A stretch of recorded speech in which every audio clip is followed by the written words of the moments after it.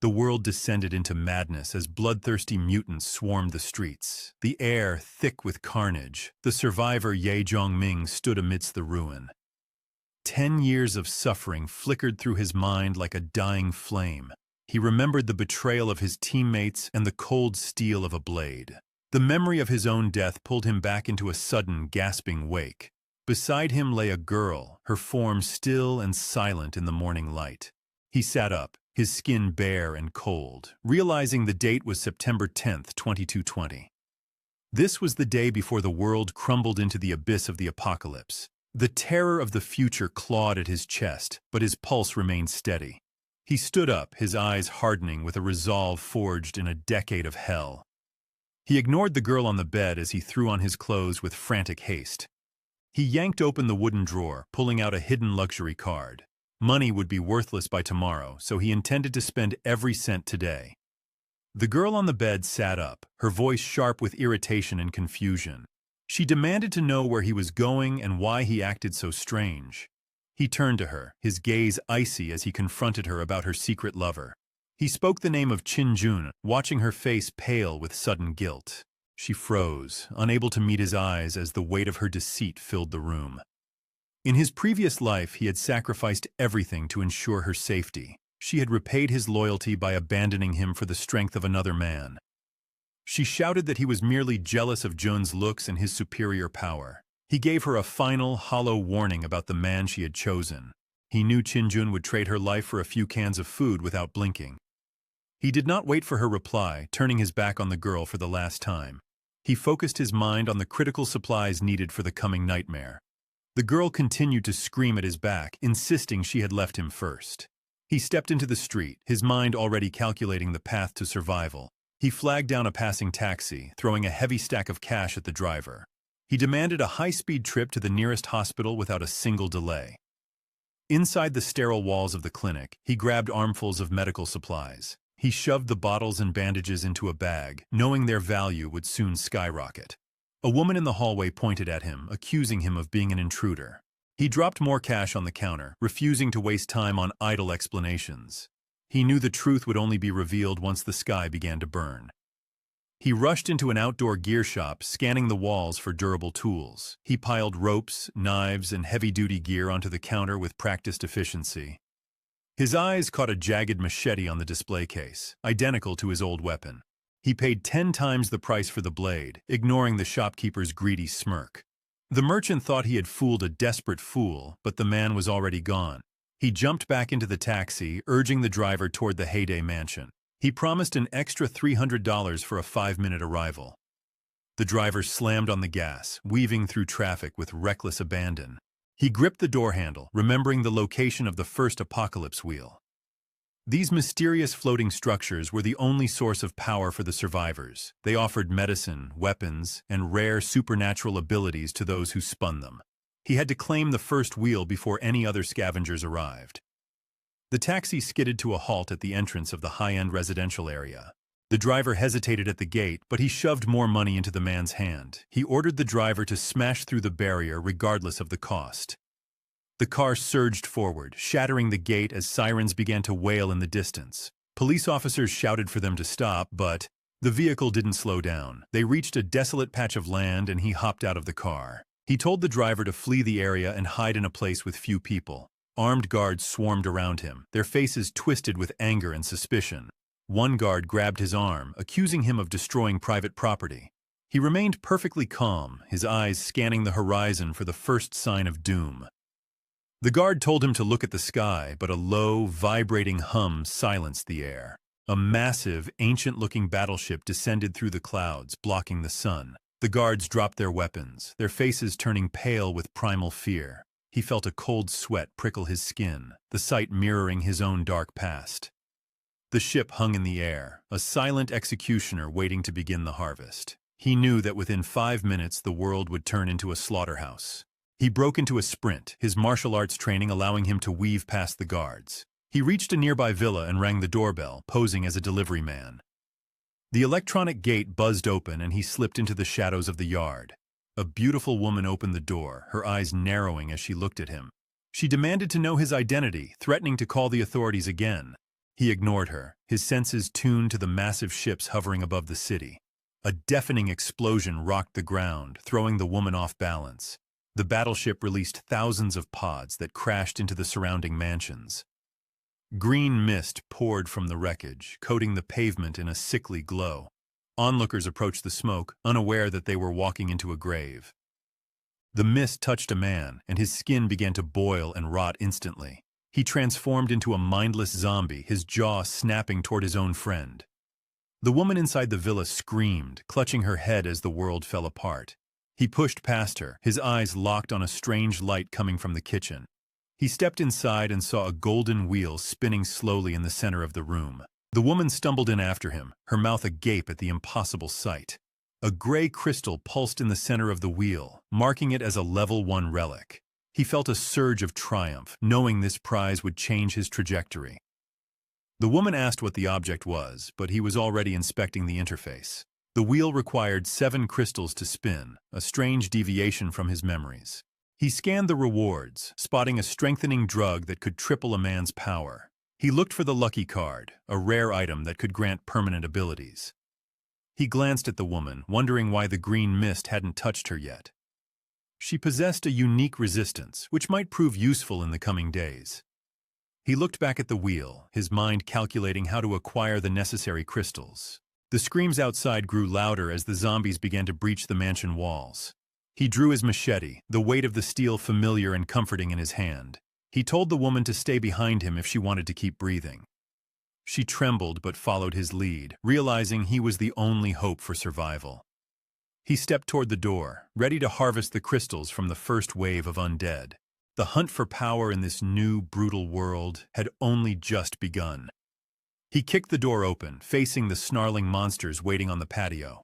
The first zombie lunged, its teeth bared in a hungry, mindless snarl. He swung the machete in a clean arc, severing the creature's head instantly. A faint glow erupted from the corpse as a crystal materialized on the floor. He snatched the stone, feeling its cold energy hum against his calloused palm. He needed 6 more to activate the wheel and claim his first reward. The woman watched him with wide eyes, realizing the man she doubted was a killer. He didn't care about her judgment, he only cared about the mission ahead. He stepped back into the fray, his blade flashing in the dim, apocalyptic light. The screams of the dying faded into the background as he focused on his prey. His destiny was no longer written in the stars, but in the blood on his steel. He pointed out to the lady that the screaming outside had suddenly ceased. Her eyes widened in alarm as she considered the implications of the silence. Ignoring the obvious danger, she moved toward the door to investigate the street. He knew this was a fatal mistake. The silence signaled that the living had already been consumed by the mutants. As she cracked the door, an undead creature lunged from the shadows. She stumbled backward and crashed onto the floor. The monster pinned her down, its rotted jaws snapping inches from her face. A flash of light sliced through the air. The creature's head rolled across the floorboards. Dazed, the lady looked up to see him standing over her. His machete dripped with fresh, dark blood. He bent down and pried a glowing crystal from the monster's skull. The lady stared at the object, noting its resemblance to the relic in her kitchen. 2 more undead creatures charged toward the open doorway. She screamed a warning, pointing toward the encroaching monsters. He spun around in a single, fluid motion. He leaned away from their grasp and slashed his blade in a wide arc. Both creatures collapsed in a heap of severed limbs.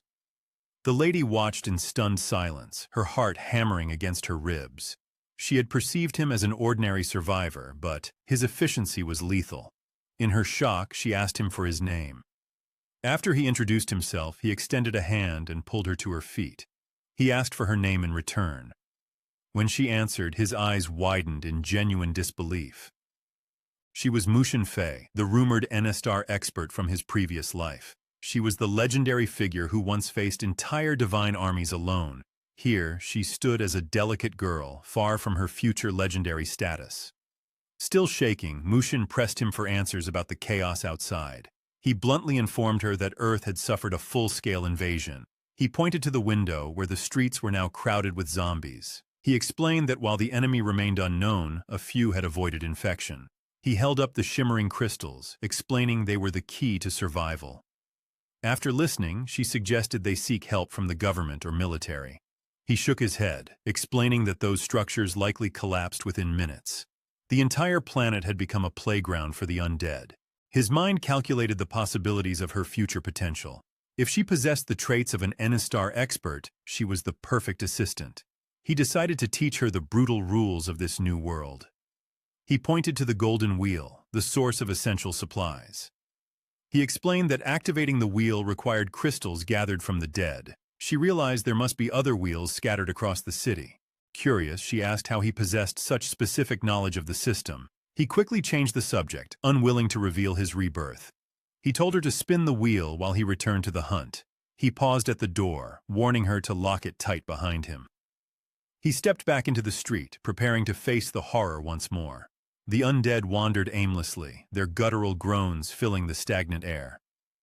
One zombie turned its head, sensing a presence nearby. He drove his blade into its skull before it could react. Several other monsters charged, drawn by the sound of the kill. He wove through the mass of rotting bodies with practiced, agile movements. He delivered precise thrusts, cutting through the zombies like overripe vegetables. As the last creature fell, he meticulously collected the crystals from their heads. He heard desperate cries for help from an alleyway behind him. He spun around to see a girl being chased by two aggressive undead. Panic etched her face as she bolted toward him. She hid behind his back, trembling with terror. Without hesitation, he stepped forward to meet the monsters head-on. He brandished his blade, slashing them into mangled flesh with rapid strikes. As he turned to check on the girl, her demeanor shifted instantly. She clawed at his neck, her mouth stretching into a grotesque, hungry scream. He was ready for the betrayal. In one fluid motion, he hooked her head and drove his blade into her forehead. The threat ended before the creature could even bite.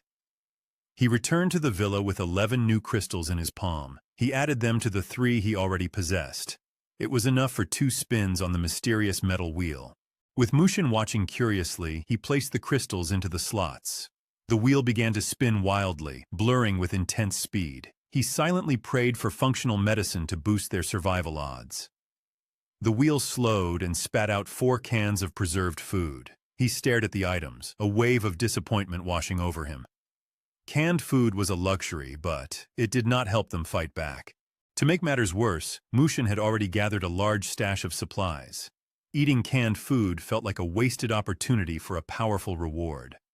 Frustrated by his luck, he handed the remaining crystals to her. He suggested she try spinning, hoping her fortune might be better. The wheel began to whir again as she placed the stones. He watched her pose, wondering if she was about to unlock a secret. The machine slowed, landing on an extremely valuable elimination card. He explained that the card allowed her to remove 1 unwanted reward. Its true value would be revealed when they hunted for high-tier equipment. He looked at her in astonishment, questioning if her luck was always this good. She smiled, mentioning she often won prizes in supermarkets and egg draws. He felt a pang of depression, remembering his own consistent bad luck. He speculated that her fortune was tied to a unique physique. He decided to take full advantage of her luck in the coming days. Early the following day, he prepared to slay more of the undead. His goal for the morning was to collect 100 crystals. Seeing his confidence, Mushin resolved to support her benefactor. She set to work making a meal worthy of 100 crystals. After several hours, he returned, panting and covered in grime. He had 2 pieces of news and asked which she preferred. She opted for the excellent news first. He reported that the local area was now completely cleared of zombies. She beamed with excitement and asked for the bad news. He admitted he had only collected 21 crystals despite his best efforts. She reassured him that the haul was still enough for several spins. He sat down, exhausted, and asked if there was anything to eat. She served the dishes, though the appearance was questionable at best. She hesitantly admitted she was not a skilled cook. She suggested he could eat the canned food if the meal was unpalatable. He took a large bite and told her it tasted good. Her eyes lit up as he was the first person to accept her cooking. He had survived on far worse in the apocalypse, even consuming human meat. Hunger and thirst were his greatest fears, not the quality of the food. After the meal, they returned to the wheel with his new crystals. Mushin's luck held, rewarding them twice with a gun and a crossbow. She handed him the remaining crystals, urging him to take a turn. He shook his head, insisting his luck was far too poor. Undeterred, she took his hand and blew on it playfully. She told him with a sincere expression that she had transferred her luck. The gesture made him blush, his surprise evident in his gaze. 6 rewards remained on the board, with a 1 in 6 chance for medicine. She suggested using the elimination card to remove the cookie option. Before they could reconsider, the card touched the wheel and ignited. His eyes widened as the mechanism began to glow with a blinding light. The card touched the wheel and ignited with a sudden, blinding flash. He stared at the board in disbelief as the options shifted. With a 1 in 5 chance now remaining, he knew there was no turning back. He reached into his pocket and placed the crystals into the slot. The wheel began to whirl, blurring into a dizzying circle of color. They both bowed their heads, whispering fervent prayers to every divine power.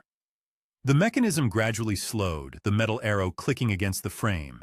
It finally settled on a small, glowing green potion bottle. Their faces lit up as they realized they had struck the jackpot. It was a novice body-strengthening potion, a rare and essential resource. In the harsh reality of the apocalypse, this liquid was worth more than gold. She urged him to drink the potion immediately to secure his safety. He shook his head, already forming a different plan in his mind. He retrieved a vial of heparin he had scavenged from the hospital. He poured both the potion and the medicine into a shallow tray. He explained that mixing the substances would effectively double the volume. He noted that other wheels existed in different locations across the city.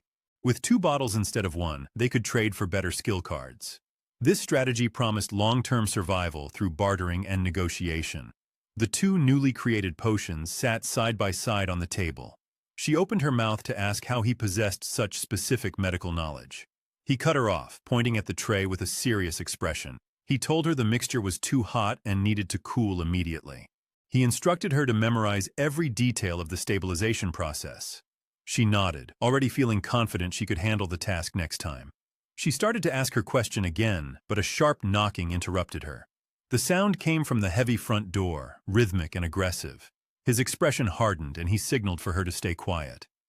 He pulled her toward the staircase, his movements swift and silent.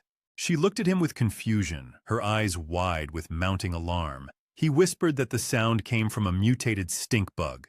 The virus had evolved the common locust into a cannibalistic predator. While weak individually, they hunted in swarms that could devour everything. A heavy thud shook the door as the insects began to breach it. The wood splintered, and the swarm poured through the jagged opening. They scrambled to push a heavy wardrobe against the swaying door. He warned her that these bugs were far more dangerous than they appeared. They could infect plants, turning healthy greenery into flesh-eating organisms. The banging resumed, louder and more frantic than before. She startled, instinctively jumping into his arms for protection. He held her steady, his gaze fixed on the buckling wooden barrier. He assured her that he was there to handle the threat. The door groaned under the relentless pressure of the insect horde. He realized the furniture would not hold the swarm back for long. He pointed her toward the bathroom, instructing her to hide inside. She hesitated, her face pale, asking how he planned to survive alone. He promised it would only take him a few minutes to finish them. He pulled out one of the strengthening potions he had just prepared. He knew the side effects were severe, but he had no other choice.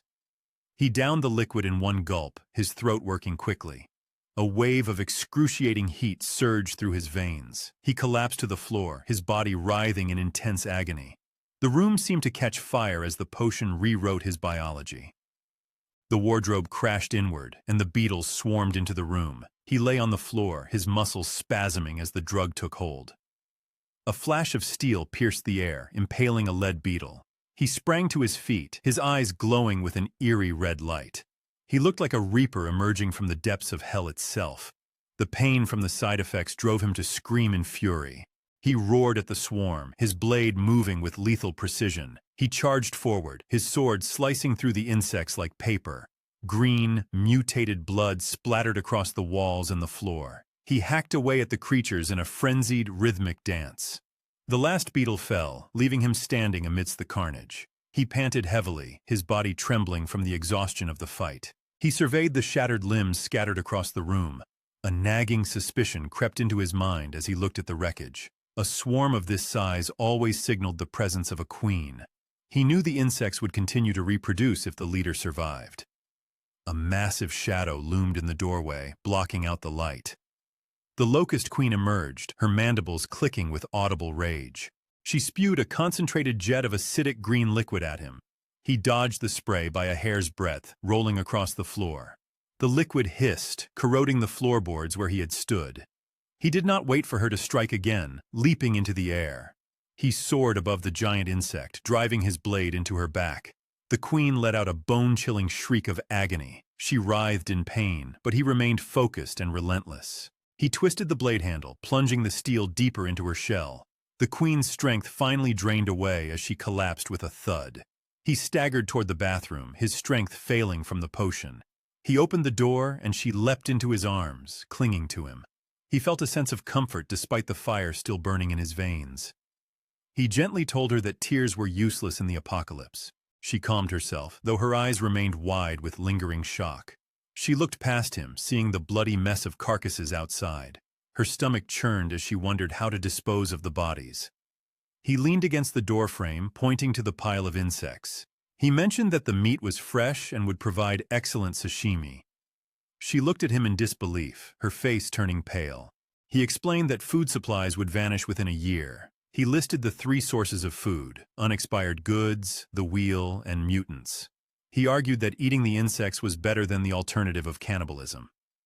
She shook her head, but she began the grim task of butchering the meat. She hacked off the broken limbs, piling the chunks into a basin. He watched her adaptation with a nod of cold approval. He shouldered his backpack, telling her he had to go out again. He needed to collect more undead crystals to fuel their survival. He reassured her that he would return, his eyes cold and focused. He stepped out into the desolate street, his senses sharp and alert. He navigated the ruins, listening for the soft shuffle of the undead. He found only the grim remains of humans scattered across the road. At an intersection, a shrill cry for help pierced the silence. He stopped abruptly, cursing the fool who had shouted so loudly. The noise would draw every monster in the vicinity to their location. He spotted a girl sitting on the ground, her face etched with panic. He rushed over, clamping his hand over her mouth to silence her. He whispered that she was inviting death with her reckless screaming. It was too late, for the sound had already drawn a horde. The undead squeezed through the alleys, charging toward the intersection. He unsheathed his blade, preparing to meet the waves of monsters. He ordered her to run while he held the line for her. She scrambled toward an open door, bolting inside with a desperate gasp. She called out for him to hurry, her voice trembling with fear. He ignored the monsters closing in and sprinted for the door. They slammed it shut, but a decaying hand shot through the gap. The door hung open, jammed by the rotting limbs of the undead. They bolted up the stairs, their breath coming in ragged gasps. Her strength failed her, and her pace slowed to a crawl. Exhaustion tore at the young woman as she stumbled toward the stairs. A rotting hand lunged from the darkness and clamped onto her ankle. She tumbled downward, her body bouncing against the hard concrete steps. The undead creature dragged her relentlessly into the shadows of the stairwell. Without hesitation, he swung his massive blade in a wide, lethal arc. The steel bit deep, severing the monster's limb with a sickening crunch. He hauled her to her feet, his eyes scanning the encroaching swarm. The stairwell filled with the raspy moans of a dozen closing corpses. A sudden, blinding white light erupted through the narrow window above. The brilliance cast long, eerie shadows across the decaying stairwell walls. He turned toward the radiance, his breath hitching in his throat. A glowing object descended from the sky like a falling star. It landed softly, illuminating the gloom with a pulsating, ethereal beacon.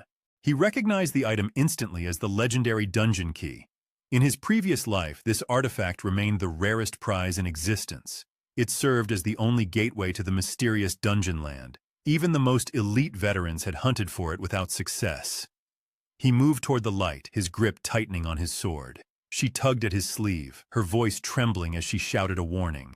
He spun around just as a vicious undead lunged for his groin. He gritted his teeth, slamming his fist into the creature's rotting face. He cursed the absurdity of a zombie aiming for such a spot. Fueled by sudden rage, he turned his focus back to the horde. The narrow hallway offered the perfect choke point for his counterattack. A gray, withered hand reached out from the gloom to grab him. He slashed with surgical precision, sending the limb flying through the air. Green, putrid fluid sprayed across the concrete floor in a jagged arc. Days ago, she had lived a life of fame and immense wealth. Her father and friends had once been the pillars of her world. Everything collapsed when they transformed into ravenous, mindless mutants. She had knelt on the floor, waiting for her inevitable end. Now, she watched him carve through the monsters with terrifying ease. The last of the undead slumped to the floor in a heap. She stared at the carnage, unable to believe they had survived. He scolded her sharply, telling her that hesitation meant certain death. They needed the key, and they had to move immediately. The lower floors swarmed with monsters, blocking their only exit route. He pointed upward, indicating that the rooftop was their only path. He envisioned a jump to the adjacent building to escape the swarm. Once across, he calculated that their destination was only 2 streets away. Vines crawled over the walls, their relentless growth strangling the architecture. A thick branch snapped toward the girl, wrapping around her waist. She lifted into the air, her feet kicking against the encroaching foliage. He lunged forward, catching her firmly before she could be dragged away. He set her down silently, his focus fixed on the path ahead. She looked at him with wide eyes, impressed by his lightning reflexes. Irritation simmered as he hacked through the dense, mutated plant life.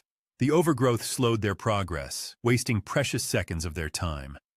They reached the heavy door, its iron surface locked and rusted tight. He delivered a bone-crushing kick, sending the door flying off its hinges. They stepped onto the rooftop, greeted by the cool night air. A group of survivors huddled near the ledge, watching their arrival. A blond man wielding a baseball bat stepped forward to confront them. He demanded to know why they had made so much noise. He warned that breaking the door would draw every monster nearby. Yong stepped into the light, explaining that they cleared their building. The blond man's eyes widened, his skepticism written across his face. He found it impossible that 2 people could clear an entire floor. They used a heavy shovel to brace the door against the swarm. The blond man continued his accusations, claiming they endangered everyone present. His friends interjected, pointing out that they were strangers to the building. The blond man's anger faded, but his distrust remained deep and sharp. He walked to the edge of the roof, scanning the dark horizon. The blond man asked him what he intended to do next. He stated clearly that he needed to reach the middle school. The blond man raised an eyebrow, questioning the suicidal trek through streets. He pointed toward the distance, where lights flickered in the dark. He explained that those lights were his primary destination for investigation.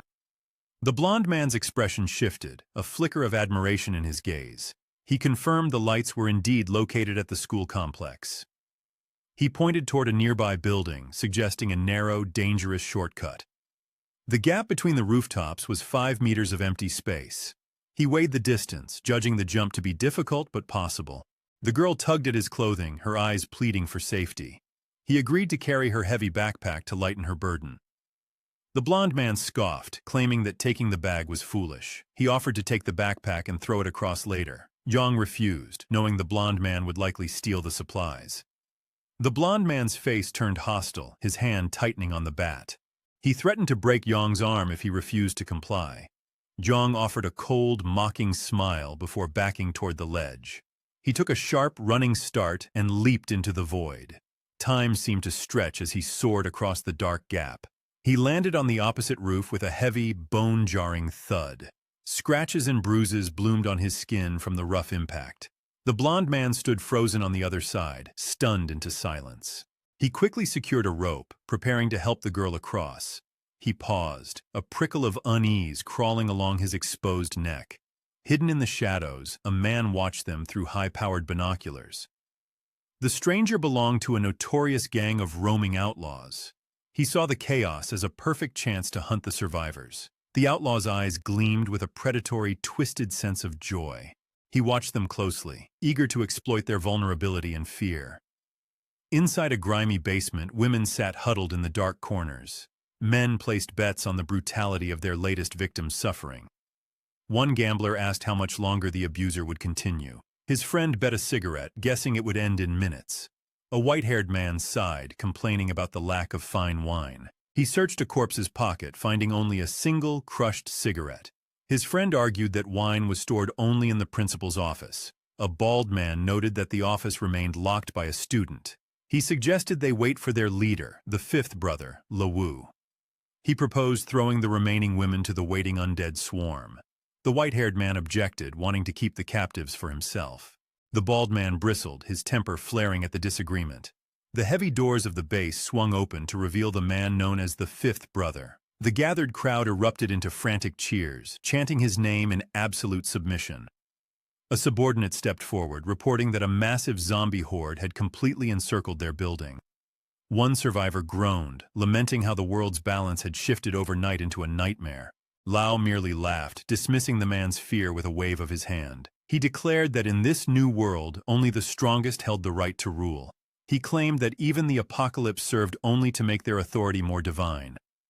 Miles away, Yang navigated the perilous, debris-strewn streets in search of the dungeon key. His movements were swift and calculated, darting through the shadows to avoid the roaming monsters. The girl struggled to keep pace, her breathing coming in ragged, desperate gasps. Fear and exhaustion mirrored in her eyes as she begged him to slow his frantic speed. Yang slowed his pace, though he grumbled under his breath about her being a liability. He muttered that he had been tricked into helping someone who appeared entirely helpless. Despite his open irritation, the girl forced herself to match his stride. They finally reached the gates of the school, greeted by an unsettling, unnatural silence.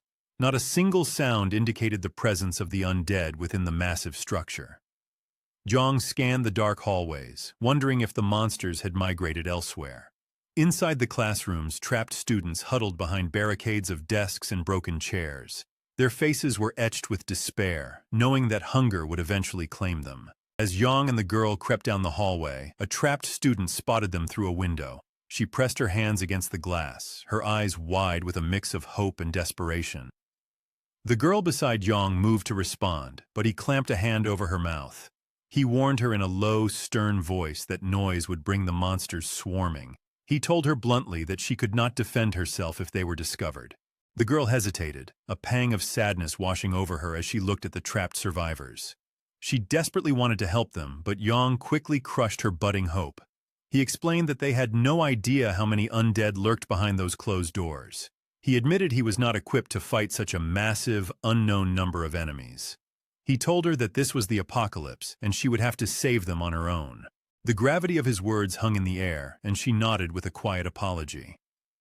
They moved deeper into the dark, dilapidated corridors of the school. The girl gathered her courage, thanking him for his help and asking for his name. Yang stopped abruptly, turning to face her with a look of pure, biting skepticism. He asked if she truly thought a few words of gratitude could repay his risk. His tone dripped with sarcasm, leaving her stunned and unsure of how to reply. She asked him what he actually wanted, her voice trembling slightly in frustration. With a cold smirk, he confessed he only saved her to use her as bait. He added that a pack of instant noodles would have been more useful than her. The girl stood speechless, deeply wounded by his callous, calculated indifference. She swallowed her pride and finally introduced herself as Liang Chu Yin. Zhang shared his name, though his demeanor remained as sharp and cold as ever. Liang decided to stick with him, convinced that he possessed a hidden, decent heart. As they searched, faint, distant cries for help drifted from a corner classroom. Yang hypothesized that the survivors inside might have seen the dungeon key. He instructed Liang to stay hidden while he leapt upward, grabbing a structural pillar. He hoisted himself into the classroom, the noise drawing the attention of lurking monsters. A creature lunged from the shadows, but he reacted with a swift, brutal kick. The zombie crashed into the wall and Yang drew his blade in a fluid motion. He dispatched the approaching undead with a series of precise, lethal strikes. 3 survivors huddled together in the room, their fear radiating in the dim light. Teacher Pooh stepped forward, her expression a mix of relief and profound gratitude. Yang scanned the room, assessing the survivors while searching for the key's location. Teacher Pooh explained they were trapped with 2 students and a girl named Chiang. She noted with sorrow that Chiang had already perished in the chaos. Pooh asked if he had seen a ray of light, insisting it was the key they needed. She promised that if they helped him find it, he would ensure their safety. The 2 students shook their heads, having seen nothing of the light. Pooh spoke up with certainty, claiming she had seen it and knew where it landed. Pooh insisted that he rescue them first before she would reveal the secret. Zhang hesitated, doubting if she would actually keep her word once they were safe. Pooh described the key's descent in vivid detail, hoping to convince him to help. Zhang assessed the situation, noting the overwhelming number of undead outside the door. He concluded that he could only carry 2 people to safety with his current capabilities. The students were outraged, demanding to know why he would abandon their companion. He sneered at their frustration, dismissing their pleas with a grim, hard reality. He reminded them that there was no fairness in the apocalypse, only the survival of the strong. With resolve, he told them to remain and wait for death if they refused his terms. He drew his sword and braced himself, ready to cut down any creature that approached. He would take the 2 who were willing to follow, leaving the rest to their fate. The students trembled, but Pooh gently caressed their shoulders to offer comfort. Zhang stood at a distance, ordering them to decide who would leave with him. Pooh did not hesitate, selflessly offering the students the chance to escape. Zhang watched her, then assured her he would escort the 2 children to safety. When he demanded the location of the key, Pooh insisted he wait until they were secure. She promised to write the location and toss it to him once they reached the exit. It was clear her every move was calculated to ensure the children's survival. Zhang remarked with a cold tone that he hoped she would not regret her choice. He ordered the students to follow him, sensing 3 zombies waiting just behind the door. He instructed Pooh to lock the door the moment they stepped out into the hall. As he opened the door, a zombie tried to squeeze through the gap. Zhang was faster, delivering a kick that sent the creature reeling into the wall. In one fluid motion, he decapitated the monster with a single, precise slice. Pooh followed, her face stern, though she was clearly terrified by the carnage. She kept a tight grip on her students, fully aware of her duty to protect them. He led them swiftly down the stairs, but the atmosphere felt suddenly, violently wrong. The entire corridor was eerily silent, not a single undead creature visible in the shadows. A looming, monstrous presence hung in the air, thick enough to choke the breath. Zhang warned the students to slow down, his instincts screaming of hidden danger. The students looked around, confused, as the path ahead appeared entirely clear. Ignoring his own doubt, he pressed on, racing down the stairs toward the exit. Suddenly, a massive, shadowy serpent lunged from the darkness in a surprise attack. Zhang reacted in an instant, drawing his machete and swinging it high into the air. The serpent vanished into thin air before his blade could connect with its hide. The girls asked why they had stopped, bewildered by his sudden defensive posture. Zhang hushed them, searching the shadows, but found absolutely nothing to attack. He began to question if his own senses were playing tricks on his mind. The shadow serpent crept closer, inch by inch, while the girls remained oblivious. Zhang trailed behind, lost in thought, the strange aura gnawing at his survival instincts. The serpent flicked its tongue, teasing the hair of one student and sending a chill down her spine. She turned to look, her blood running cold as she faced the creature's gaping maw. The serpent's mouth was filled with sharp, jagged teeth, ready to crush her in seconds. Panic seized her, and she nearly lost control in that singular, terrifying moment. In a split second, Zhang hurled his machete directly into the serpent's open mouth. A sharp swoosh echoed through the hall, and a piece of the serpent's lip fell to the floor. The building shrieked with an agonizing, piercing sound that vibrated through their hearts. Enraged, the serpent lashed out, its form twisting violently as it prepared to strike again. Zhang stood his ground against the charging beast. He met the serpent's strike with a desperate, heavy punch.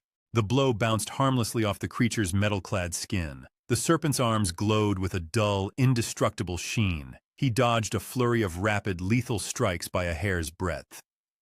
The monster's speed far exceeded his grim expectations. Zhang launched a powerful roundhouse kick toward the creature's head. The impact failed to stagger the armored serpent. The beast's claw clamped firmly around his leg. It swung him upward with terrifying mechanical force. He slammed into the concrete floor with a bone-jarring thud. Cracks spiderwebbed across the tiles beneath his broken body.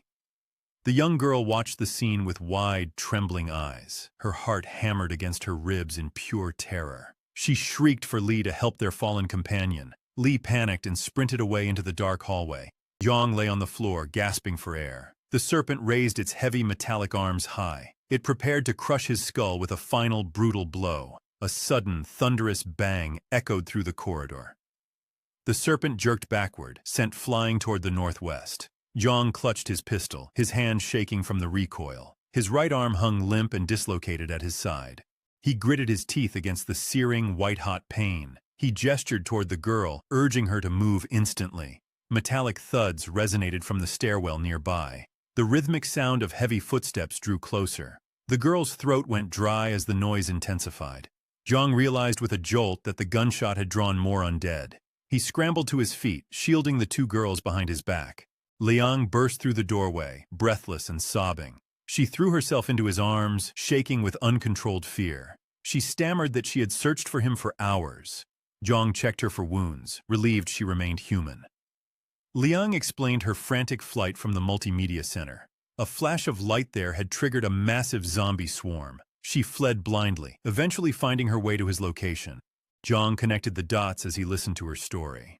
The light she described was the glow of a lottery wheel. He gathered the survivors and led them toward the exit. Li apologized to Shea for her earlier cowardice. Shea nodded, accepting the apology with a hollow look. They reached the exterior of the classroom building safely. Pooh hesitated at the threshold, clutching a scrap of paper. She considered keeping the key's location a secret for leverage. She glanced at the children and sighed, abandoning the plan. She tossed the paper to Yang, revealing the hidden site. Yang unfolded the note to find a remote construction yard. He did not thank her, still bitter over her earlier mistrust. He decided the lottery wheel took priority over the key. He turned toward the multimedia center, ignoring the danger. Liang warned him that the center was infested with undead. Yang ignored her, stating that great risks yielded great rewards. He marched toward the building with grim, quiet determination. The center teemed with shadows and the groans of the dead. Li accused him of using them as bait to clear his path. Yang stopped and turned, his gaze cold and unwavering. He denied the accusation, calling it a waste of time. He ordered them to wait outside while he entered alone.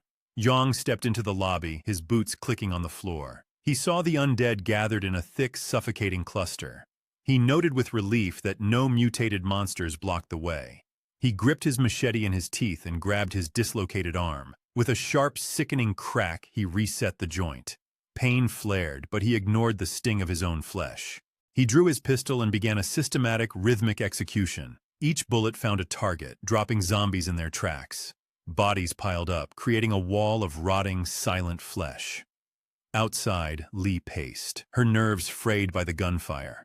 She urged Shea to flee toward the teacher's dormitory.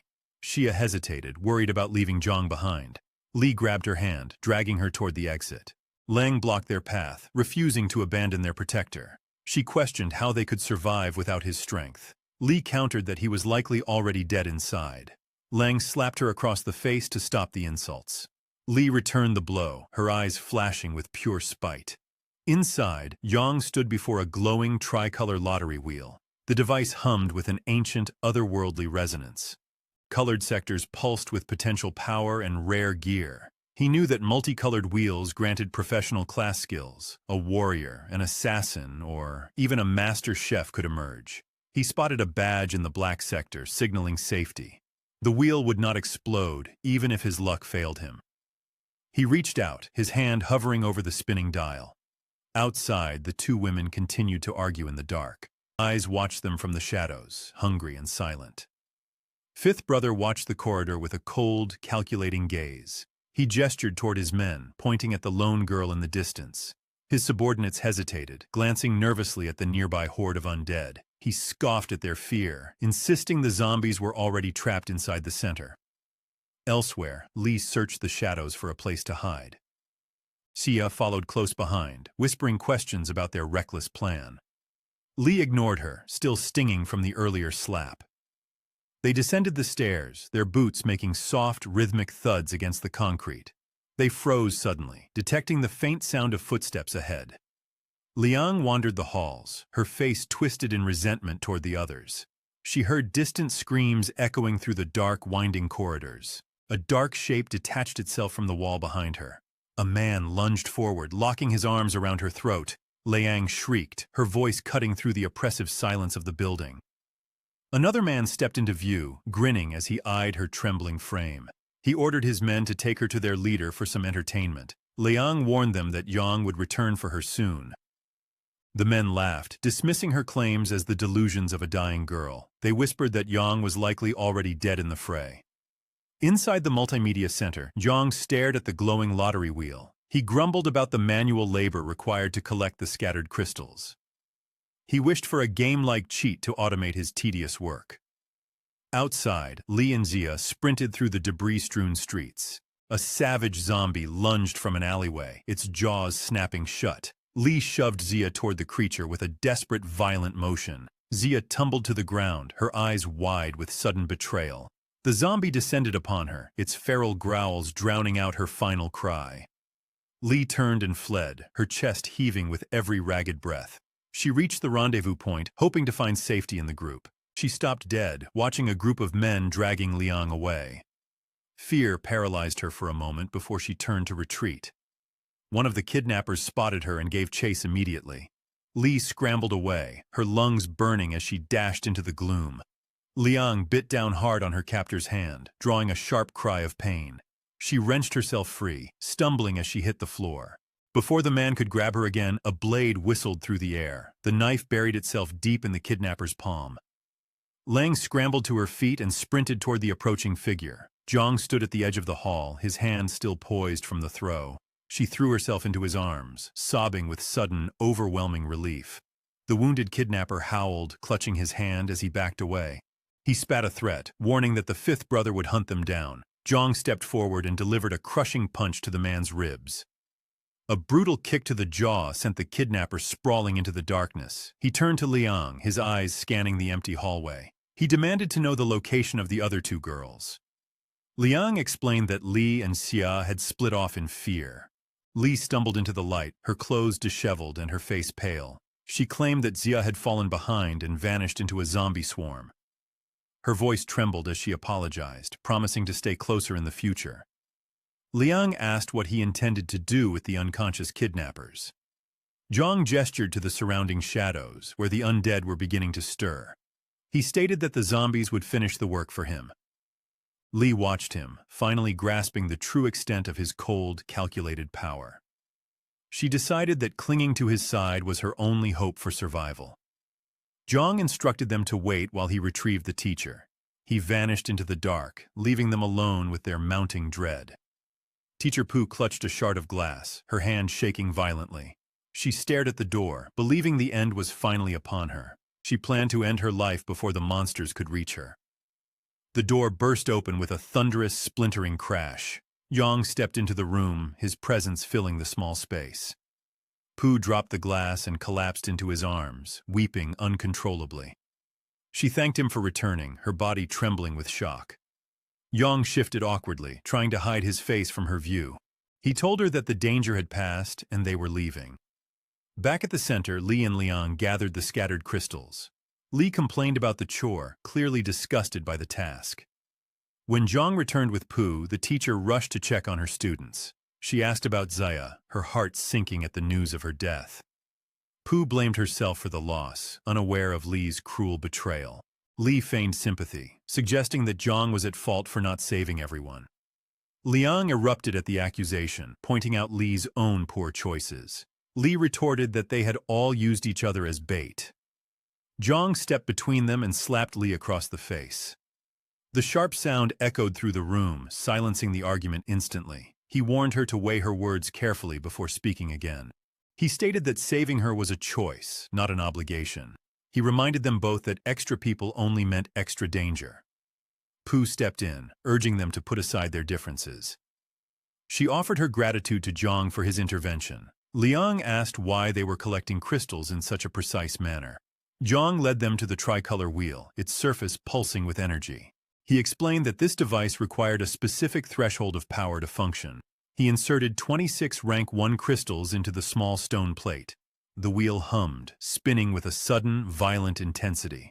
A box materialized in the center as the wheel clicked to a halt. Zhang opened the container, expecting a powerful combat class. His expression soured as he read the label. Glory Artisan. He realized this was a support profession, useless for direct fighting. He grumbled about his cursed luck, feeling the sting of wasted effort. Li leaned over, demanding to see the reward for herself. Zhang handed the paper to Pu while he inspected a strange, 4-colored badge. Pu read the description, revealing the artisan's 5 core techniques. She listed enchantment, magic, collection, mosaic, and crafting as the primary skills. Zhang snatched the paper back, his eyes widening as he read the details. He realized he could upgrade weapons and forge new gear with these abilities. The colored metals could enhance their equipment beyond their current limits. He looked at the remaining crystals, his mood shifting to cautious optimism. He called the others over, ready to begin the next phase of their work. Zhang instructed the survivors to continue gathering crystals from the fallen. He emphasized that they needed better skills to ensure their own defense. From a distance, Lao watched the group with a mixture of shock and curiosity. He marveled at how the young man had cleared the media center single-handedly. Lao noticed the team meticulously sorting through the piles of corpses. His eyes widened as he saw them harvesting crystals from the zombie skulls. He quickly pieced together their entire survival plan. Bayon, his assistant, sensed a shift in his leader's intense focus. Fifth Brother ordered him to assemble the men for an urgent task. Liang sat nearby, her stomach growling from a full day without food. Zhang tossed her a sealed packet and pointed toward the school bathroom. He noted that the water tank still functioned for those who knew where to look. He handed her a heavy backpack filled with 3 days of rations. He included several packs of emergency medicine to treat potential wounds. He told her the media center remained the safest location for now.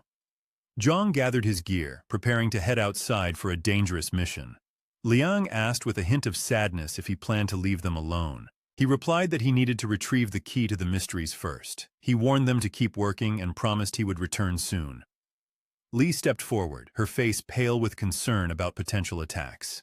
Zhang stared at her and stated bluntly that their survival was not his responsibility. He picked up an ordinary wooden stick from the floor. With a quick motion, he used his crafting skills to sharpen the wood. The stick transformed into a lethal wooden spear in his hands. He distributed the weapons, warning them that unpreparedness meant certain death. Pu grasped the spear, acknowledging the brutal reality of their new world. Zhang turned his back and exited the building to continue his work. He trekked alone toward the construction site of the new school building. A black shadow suddenly plummeted from the sky toward him. He instinctively reached out and caught the falling figure. He realized he held a girl dressed in a crisp military uniform, their eyes locked for a brief, tense moment. She sprang from his arms and gripped his uniform with frantic strength. Yang shouted, asking if she had lost her mind during this crisis. She ignored his protest and maintained a cold, professional demeanor. She fired a series of sharp questions regarding his identity and purpose. Seeing that words failed, he used force to break her grip. He restrained her by the neck, demanding answers to his own questions. She realized he possessed high combat skills and warned him against assaulting an officer. Zhang eased his grip, recognizing the authority in her voice. She asked if he had undergone formal training in martial arts. He admitted he had practiced fighting for over 10 years. A bullet zipped past them, striking the wall with a loud crack. He reacted instantly, pulling the girl into the safety of a shadow. They ducked behind a concrete pillar to avoid the line of fire. She whispered that death row inmates had escaped during the initial chaos. Zhang recalled these criminals running rampant in his previous life. A grim smile touched his lips as he decided to abandon his restraint. He noted that the criminals had raided a weapons depot. The enemies were armed to the teeth and clearly aware of their firepower. Their leader, Lao Chen, barked orders at his subordinate, Dal. He commanded the man to force the girl out of her hiding spot. Dal hesitated, asking about the man accompanying the officer. Chen replied coldly that the man was to be killed on sight. Dal charged forward, his finger resting on the trigger of his rifle. A single bullet pierced the center of his forehead before he could fire. Yang stood unmoved, his aim as deadly as it had ever been.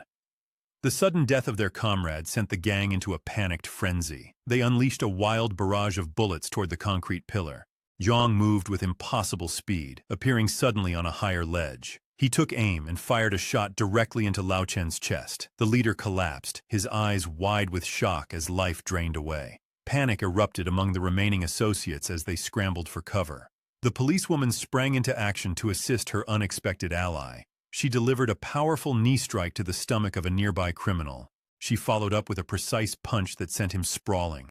The man begged for mercy, his eyes filled with genuine terror. Zhang walked over and ended the man's life with one cold shot. The policewoman rounded on him, scolding him for killing a surrendered foe. She demanded to know why he had executed a man who was no longer a threat. Zhang remained silent, his expression hard as he holstered his weapon. He explained that he was finishing the job the police should have done. He muttered that people begged for help against scum like these criminals. In his past life, his girlfriend had been brutalized by men just like them. He declared that he would show no mercy to those already sentenced to death. The officer stared at him, struck by his youthful yet blood-hardened demeanor. On the other side of the city, a man reported the failed rescue mission. He told Lao Wu that his men had been bitten to death by zombies. Lao Wu surged with anger, landing a heavy punch on the man's face.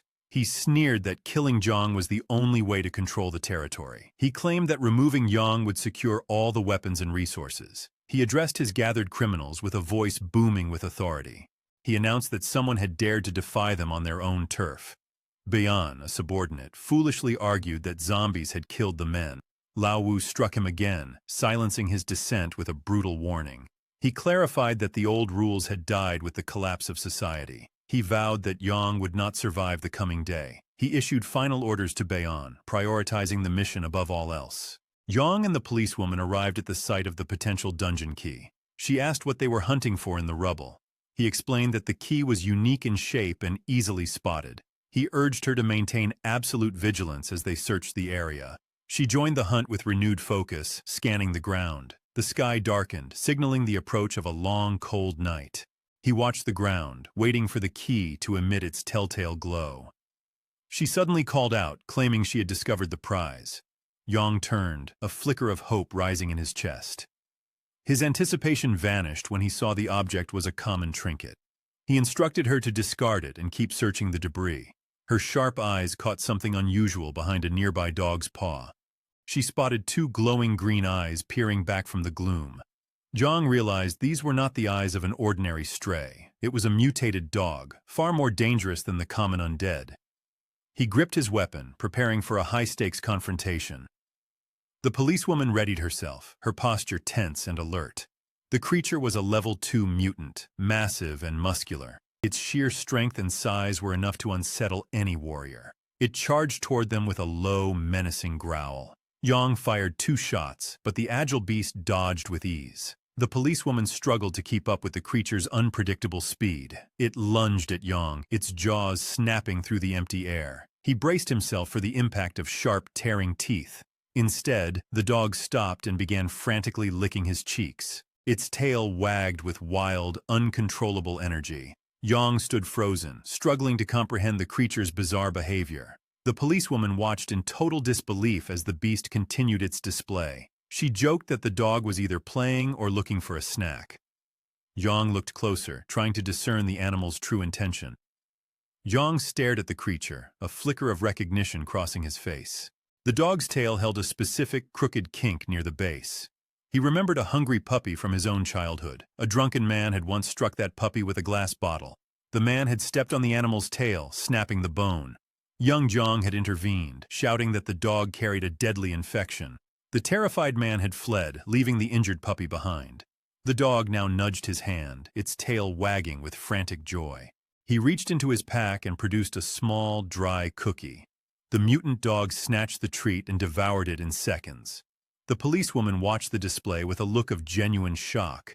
She asked how he could possibly recognize a beast so thoroughly transformed. Zhang smiled faintly and called the dog by its name, Yellow Pill. He explained the name came from its days as a small, round yellow ball of fur. The dog resumed its affectionate licking, covering his face in slobber. The policewoman laughed, seeing a softer side to the hardened survivor. Across the city, 3 girls sat around a table in a tense, silent room.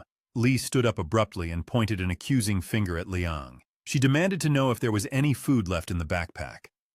Liang shook her head, firmly denying the existence of any remaining supplies. Li stepped closer, insisting she had seen canned meat inside the bag earlier. She accused Liang of hoarding resources to starve the others. Liang retorted that sharing anything at all was already an act of charity. She warned Li that she could easily forfeit her daily cracker. Li lunged for the backpack, trying to snatch it from Liang's grip. Liang pulled the bag away, her face flushing with sudden anger. She reminded the bully that Zhang had entrusted the food to her care. Li resorted to her old tactics, demanding they split the remaining rations evenly. She accused Liang of using Zhang's name to intimidate the group. The shouting escalated until Pooh stepped between them with an urgent plea. Pooh urged them to remain calm and appreciate what they still possessed. The room fell into a strained, heavy silence under Pooh's watchful gaze. Outside the city, Zhang suddenly sneezed, startling the policewoman. She looked at him with concern, wondering if he was falling ill. Zhang gave a wry smile and joked that someone must be missing him. He suggested they search the surrounding rubble for hidden supplies. Zhang gestured for her to extinguish the light to save the battery. He believed the darkness would make the key's faint glow easier to spot. They moved through the pitch black, scanning the ground for a glimmer. In the shadows, something shifted, inching closer with predatory intent. Zhang spotted a faint, rhythmic pulse of light beneath a pile. He shouted in triumph, his voice echoing through the ruins. Before they could celebrate, a long, wet tongue lashed out from the dark. The appendage snared the policewoman, pulling her toward the shadows. An enormous mutated lizard emerged, its maw wide and ready to feed. Zhang reacted instantly, drawing his heavy mountain dagger. He swung with crushing force, severing the lizard's sticky tongue. The woman stumbled back, staring at the monster in stunned silence. The lizard roared, its claws raking the air where she had stood. Zhang dodged a swipe, but the beast was faster than he anticipated. Yellow Pill sprang into the fray, barking and snapping at the lizard's legs. The dog's distraction gave Zhang the opening. The monster thrashed, its tail smashing through the nearby debris. Zhang's stamina faltered, his breath coming in ragged, painful gasps. The lizard charged again, aiming its jaws directly at the exhausted man. Yellow Pill threw itself between the master and the monster. Zhang shouted for the dog to move, but the creature stood its ground. Zhang joked through gritted teeth that the dog was auditioning for a monster movie. The lizard whipped its tail, sending Yellow Pill flying into a wall. It lunged at Zhang, pinning him against the jagged concrete. He braced his dagger against the lizard's teeth, struggling against its massive weight. A blade flashed through the air, slicing cleanly through the lizard's neck. The policewoman stood over the beast, her weapon dripping with dark blood. The monster collapsed, its body hitting the ground with a dull thud. Zhang slumped against a pile of rubble, finally catching his breath. He walked over to the bruised dog and gently stroked its head. Yellow Pill licked his hand, unbothered by its own. Nearby, two shady figures watched from the cover of a ruined truck. They were agents of Lao Wu, waiting for the perfect moment to strike. Zhang knelt by the lizard, digging into its skull with his knife. He extracted a glowing crystal, smeared with the creature's green blood. The policewoman watched, asking if the stone possessed any magic. He hinted that the stone held secrets far beyond simple magic. He offered to explain further if she agreed to his conditions.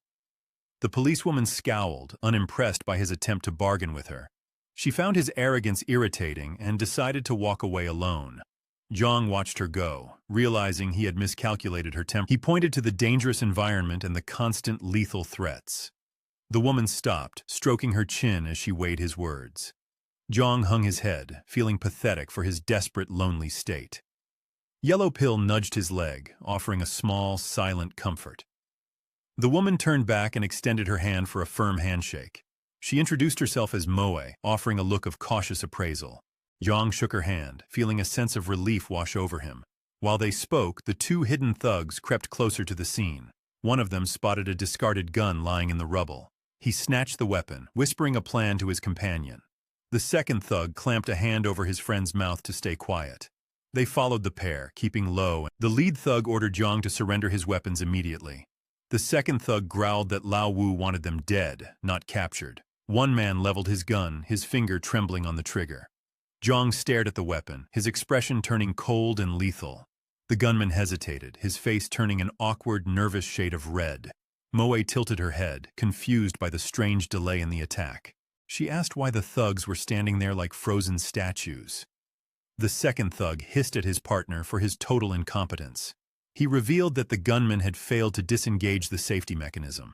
The gunman looked at the weapon, completely bewildered by the concept of a safety. The guard stared at the gun, his hands trembling with sudden, cold dread. His partner watched, his own face pale as the safety lever finally clicked off. A blur of fur streaked from the shadows, hitting the men like a stone.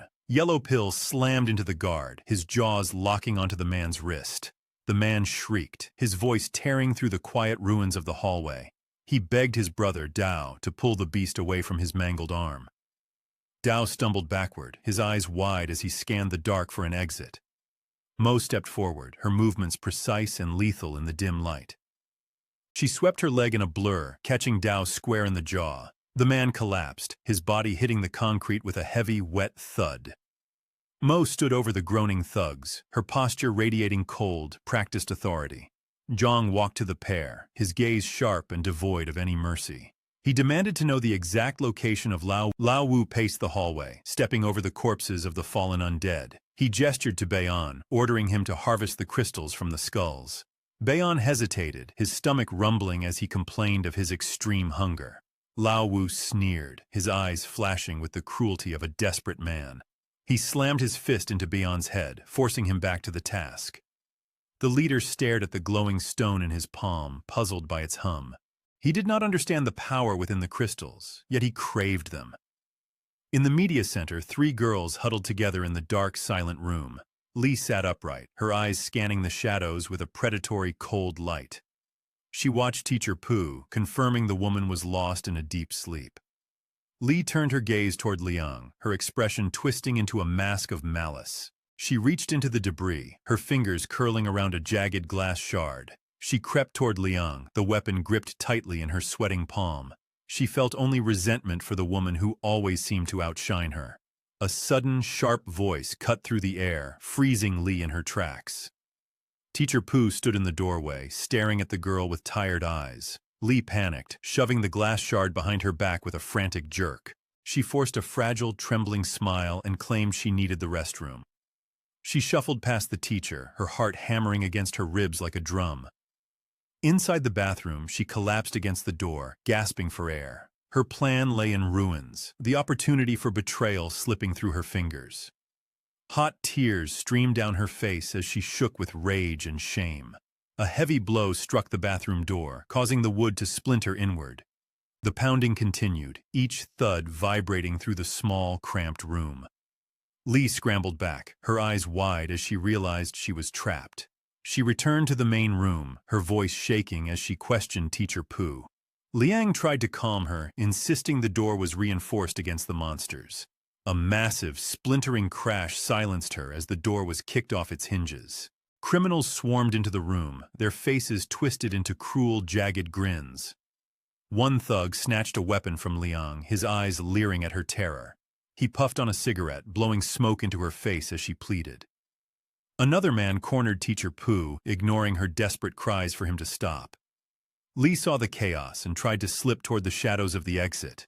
Dong, the gang captain, barked a sharp order to capture the fleeing girl. A subordinate hesitated, reminding Dong that Lao Wu only wanted the main target. Dong roared, his face reddening as he reminded them who held authority now. A heavy-set criminal sprinted after Li, ignoring the warnings of his comrades. Teacher Pu was seized by a man who gripped her waist with bruising. Pu recognized him as Baya, a known harasser who had terrorized the school. Liang was pinned to the wall, recognized by her fame on the web. The thugs laughed, their hands roaming as they reveled in their newfound power. Zhang finished binding the 2 captured hoodlums, his expression grim and stone-cold. He preferred a direct assault, unwilling to wait for a larger, slower force. Mo watched him, her eyes tracing the glowing key hanging at his belt. She asked what the object meant, sensing a weight beyond simple metal. Zhang stared into the dark, noting that the world had changed forever. He explained that the crystals and the monsters were only the beginning. The key was a tool to unlock the future of this broken world. He claimed that only the strong would survive to see those secrets revealed. In the hallway, the fat criminal cornered Li against a heavy, locked door. He grabbed her by the hair, his grip tight and painfully unforgiving. Li forced a mask of adoration, praising his strength and his looks. She pressed her hand against his chest, trying to manipulate his arrogance. The man scoffed, unimpressed by her average features and her desperate lies. He dragged her back to their hideout, his grip never slackening for a moment. Li gasped, her eyes landing on Teacher Pu, whose clothes were torn to shreds. Pu stood trembling, her face bruised from fighting off her cruel captors. Dong looked at Li, asking if she was ready to serve their group. Li nodded, her face hardening as she chose survival over her old friends. Dong pointed to Liang, ordering Li to prove her loyalty by striking her. Liang gasped in shock, her eyes filling with tears as Li approached. Li swung her hand, a sharp slap ringing out through the silent room. Dong cheered, ordering the girl to hit her friend with even more force. Li struck again and again, her face twisting into a mask of cruelty. Dong smiled, satisfied by the display of dominance and the breaking of spirit. Li pressed her head down, mocking the repulsive sight of her former friend. Dong declared that Li was now officially a member of their ruthless gang. The fat man beamed, welcoming the new recruit into their fold with glee. He revealed that the brother had turned into a zombie, forcing their alliance. The gang stood ready, their eyes fixed on the path to their next target. The gang members grumbled about their former leader, Lao. They complained that the cunning man had stolen all their hard-earned resources. Lao had abandoned them to face the monsters alone, vanishing into the shadows. He reminded his companions that in this broken world, anyone could claim the throne. There was no reason to serve a coward when power was up for grabs. The hoodlums began to chant, their voices rising in a wave of sudden rebellion. They declared Dong their new leader, swearing loyalty to his command. The group plotted to ambush Lao, eager to eliminate their former master for good. They marched toward the cafeteria, weapons drawn and eyes fixed on the entrance. Dong stepped into the room, his chest puffed out with newfound authority. A heavy bone struck his forehead, sending a sharp thud echoing through the hall.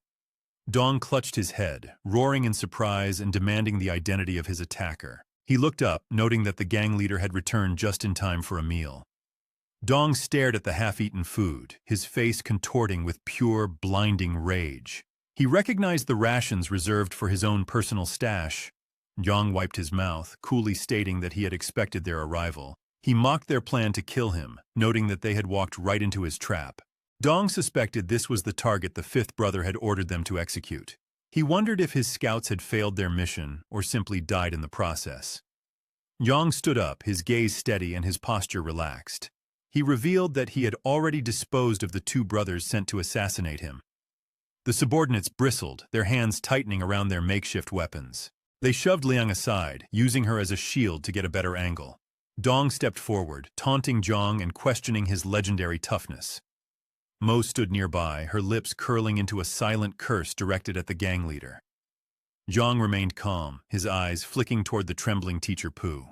He declared that he had no connection to the girl, dismissing their hostage tactic. He warned that their filthy hands and vile words were no longer welcome here. The room erupted into violence as Zhang lunged forward with blinding speed. He drove a dagger deep into Dong's arm, pinning the man's limb to his side. Dong let out a strangled cry, his composure shattering into a fit of raw rage. He screamed at his men to swarm the target and tear him apart. One attacker charged, but Yang dodged the blow with a fluid, practiced motion. He countered with a heavy punch, sending the thug sprawling into a wall. Yang signaled the remaining four, his voice dripping with icy, tactical mockery. His taunts threw the gang into a state of frantic, disorganized panic.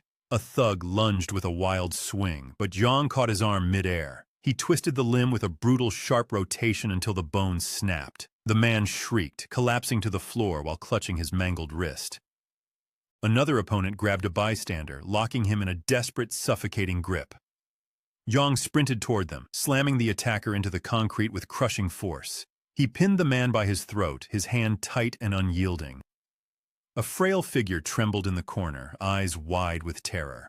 The burly thug shoved the weakling aside, drawing a jagged, rusted knife. He faced Yang, his teeth bared in a snarl of malicious intent.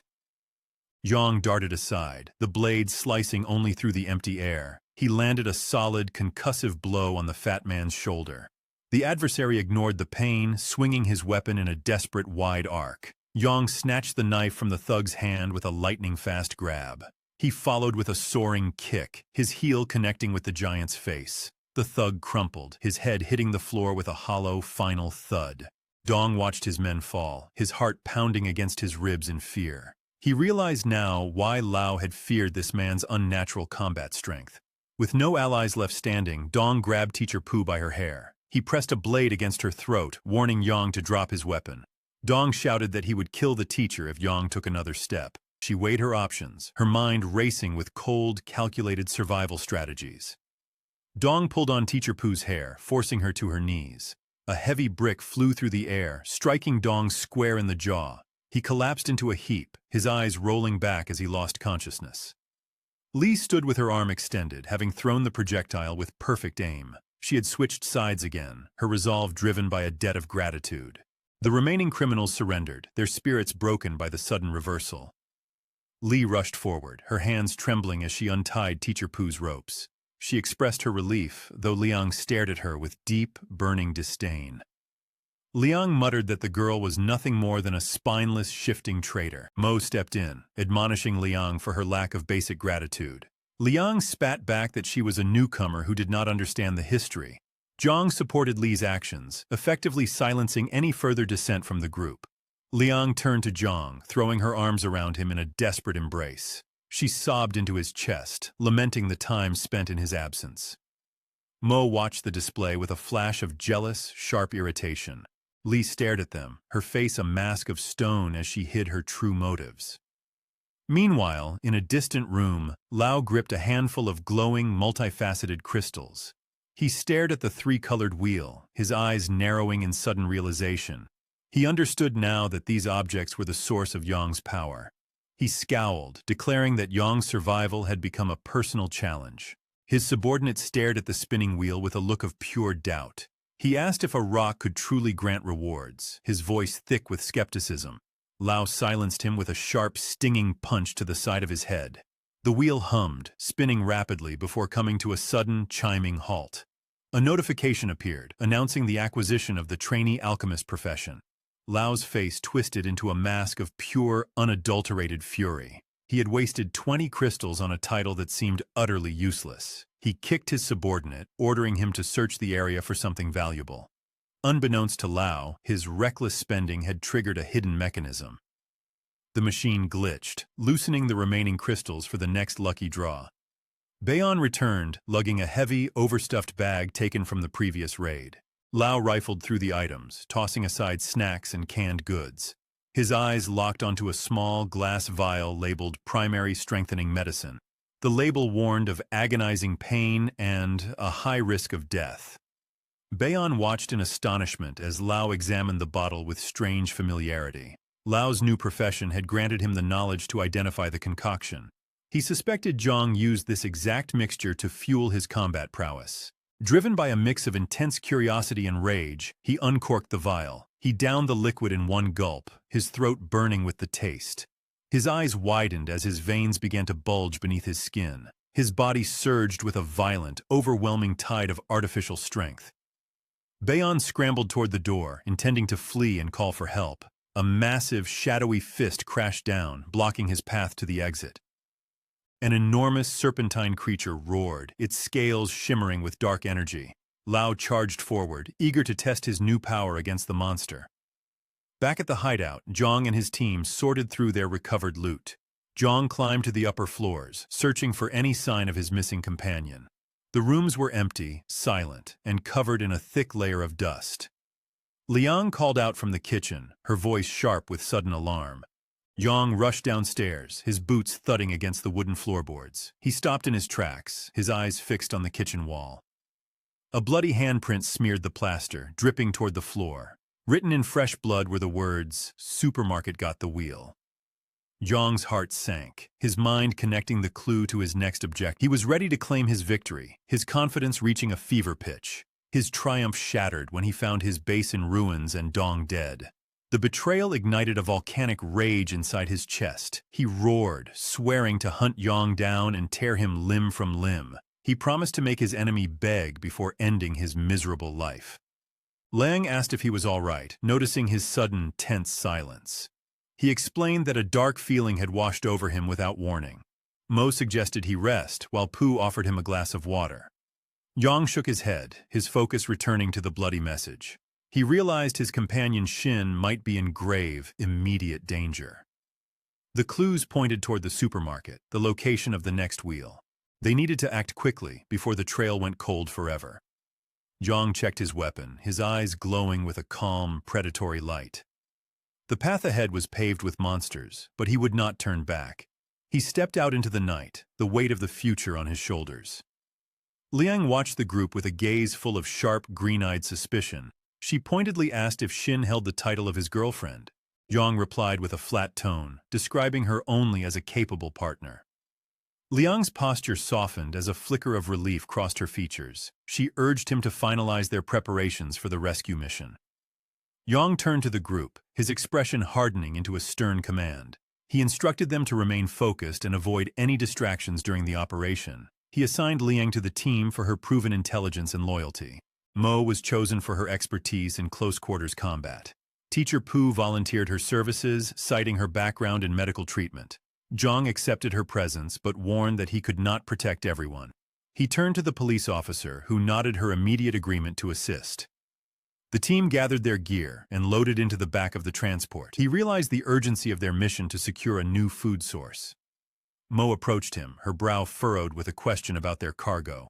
He explained their plan to leave behind non-essential items to save space. Mo suggested a tactical alternative that caught him off guard. Her tactical insight impressed him, solving the problem of their limited resources.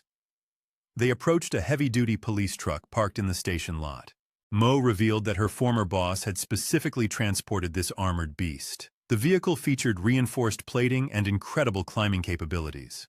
Zhang thanked her, recognizing the tactical advantage this truck provided them. Miles away, Lao stormed out of the media center in a blind rage. He ignored his remaining subordinates, his mind fixated on killing Zhang. The betrayal by Dong and his team had pushed him to the edge. He chose to abandon his followers and hunt the zombies alone. He climbed into the military truck and gunned the engine. The vehicle drifted around a corner, tearing through a mass of undead. Decaying bodies flew into the air, crushed by the truck's reinforced bumper. Pu watched the road from the back, sighing in open admiration. She remarked that Mo was clearly more capable than an ordinary guard. Liang sat in the silence, nursing a deep, bitter jealousy toward Mo. Zhang focused on the map, frowning at the lack of a destination marker.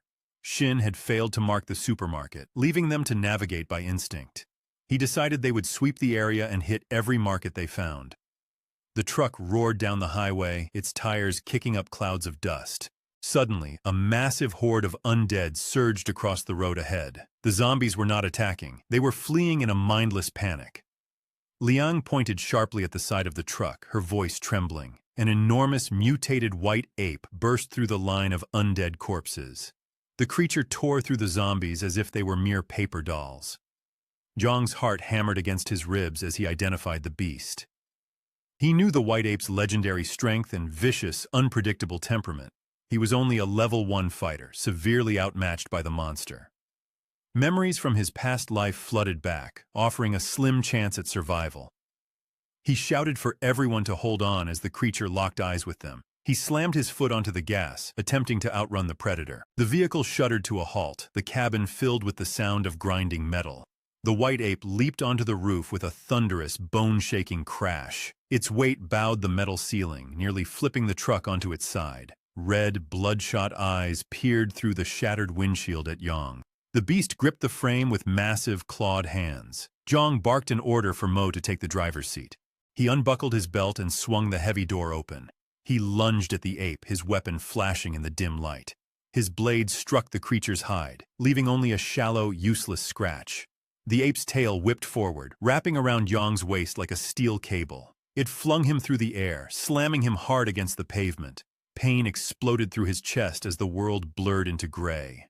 Mo brought the truck to a screeching halt, shouting his name in panic. Yang lay dazed on the asphalt, his vision swimming with dark spots. The white ape dismounted, casting a massive shadow over his broken form. It roared, the sound vibrating through the very concrete beneath him.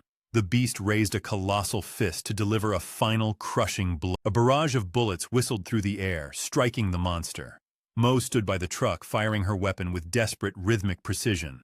The bullets barely slowed the creature, merely fueling its murderous rage. The ape charged at Mo, ignoring the bullets as they pinged off its hide. Mo dodged a massive swipe, her movements sharp and Mo seized the opening, aiming her barrel directly at its face. The white ape howled, grabbing Mo and tossing her aside like a doll. It gripped the truck with both hands, flipping the vehicle onto its roof. Pu and Liang tumbled out onto the road, gasping for air. The ape swiped at Pu, its claws tearing through her clothing. Liang stood paralyzed, her mind unable to process the sheer scale of the threat. Yang and his dog appeared, charging at the beast with a fierce cry. The dog bit down on the creature's leg, providing a vital distraction. Mo shouted his name, sliding a heavy firearm across the ground. Yang gripped the weapon, his eyes glowing with cold, calculated focus. He activated his crafting skill, channeling energy into the steel frame. Penetration and stability stats surged as the weapon transformed in his hands. The white ape grew agitated, struggling to shake off the persistent dog. It threw the dog into the air, its jaws snapping at the air. Yang stood up, his voice ringing out across the chaotic street. He taunted the beast, calling it an ugly, white, furry monster. The ape turned its gaze toward him, lowering its guard for a second. He pulled the trigger, the enhanced bullet whistling through the air. The shot struck home, shredding the mutated muscles of the ape's back. The monster roared in agony, its massive frame collapsing onto the street. The bullet had severed the spine, ending the threat instantly. Zhang stood over the carcass, his breath ragged and heavy. He acknowledged that his crafting skills had been the difference between life and death. Liang rushed to Pu's side, fumbling with a bottle of antiseptic. Pu winced as the liquid touched her open, bleeding wound. Liang begged her to endure the pain for just a moment longer. Zhang opened the truck door, freezing at the sight inside. Pu was partially undressed while Liang applied the field bandage. The atmosphere in the cramped cabin grew heavy and awkward. Mo stepped up, asking about the extent of Pu's injuries. Zhang reassured her that the wounds were not life-threatening. He shifted his attention to his dog, who lay panting on the ground. The dog was badly injured, its mobility significantly hampered by the fight. He knew he needed advanced medicine to speed up the recovery process. He began planning a route to a nearby private hospital. Leng asked about the supermarket and the status of her friend Xin. Zhang told her that Xin was competent and capable of self-defense. He insisted she was a future veteran who could handle herself. Mo interrupted, disagreeing with his plan to keep the team together. She proposed splitting into 2 separate groups to save time. Zhang would take Pu to find medicine while she hit the supermarket. He shook his head, rejecting the idea of splitting their limited strength. He questioned the wisdom of taking such risks in a city of monsters. He preferred to maintain a tight formation for the safety of everyone. Mo stood her ground, her expression set in a firm, defiant line. She insisted that they could not afford to wait any longer. Zhang watched Mo with a steady, unblinking gaze. She stood her ground, waiting for his final word on the plan. Zhang nodded slowly, conceding that she should proceed with caution. He warned her that the noise of the wheel would surely draw unwanted attention. The sound could pull nearby zombies toward their position like a beacon. He waved a final goodbye as she turned to leave. Thoughts of past betrayals flickered through his mind like a dying shadow. He hoped for a different outcome this time, despite the lingering weight of his memories. Elsewhere, La Wo and Bayon tore down the road on their motorcycles. La Wo leaned into the wind, remarking that its intensity fueled his spirits. Bayon shouted over the engine, asking about their final destination. La Wo explained that his calculations pointed toward a specific prize. He reasoned that Zhang would naturally gravitate toward the most probable location.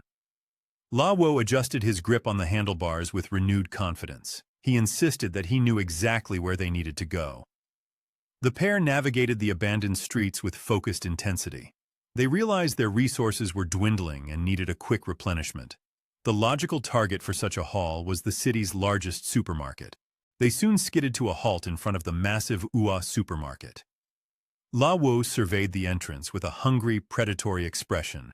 Bayon cautioned him to stay alert, noting the potential for lurking threats. He joked that a simple shopping trip always seemed to come with a side of horror. La Wo dismissed the warning with a careless wave of his hand. He had spent his day hunting for a new job and felt nothing could stop him. They stepped inside, finding the aisles already picked clean by others. A stray packet of flour tumbled from a shelf, hitting the floor with a puff.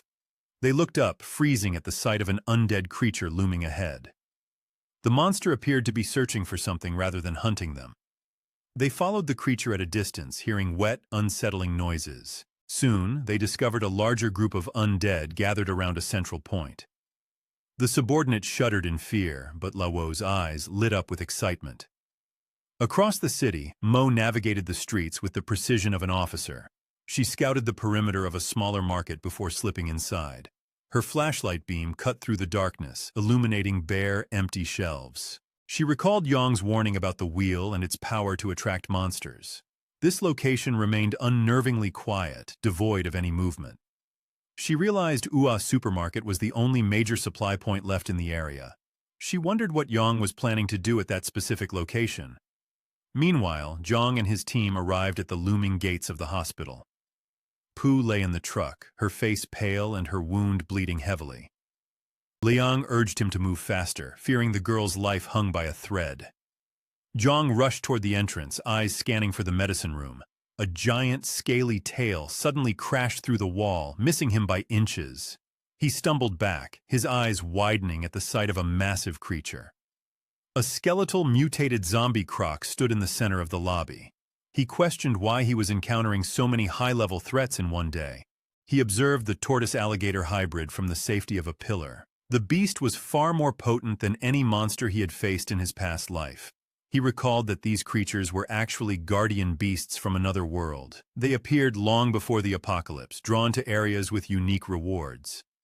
This tortoise alligator was a level 2 guardian beast, a truly formidable opponent. He knew his current strength was not enough to defeat it in a fair fight. However, he believed his skills could allow him to slip past the beast. He sprinted back to the armored truck to prepare his gear. Liang immediately asked if he had secured the necessary medicine. Zhang ignored the question, moving straight toward his stockpile of weapons.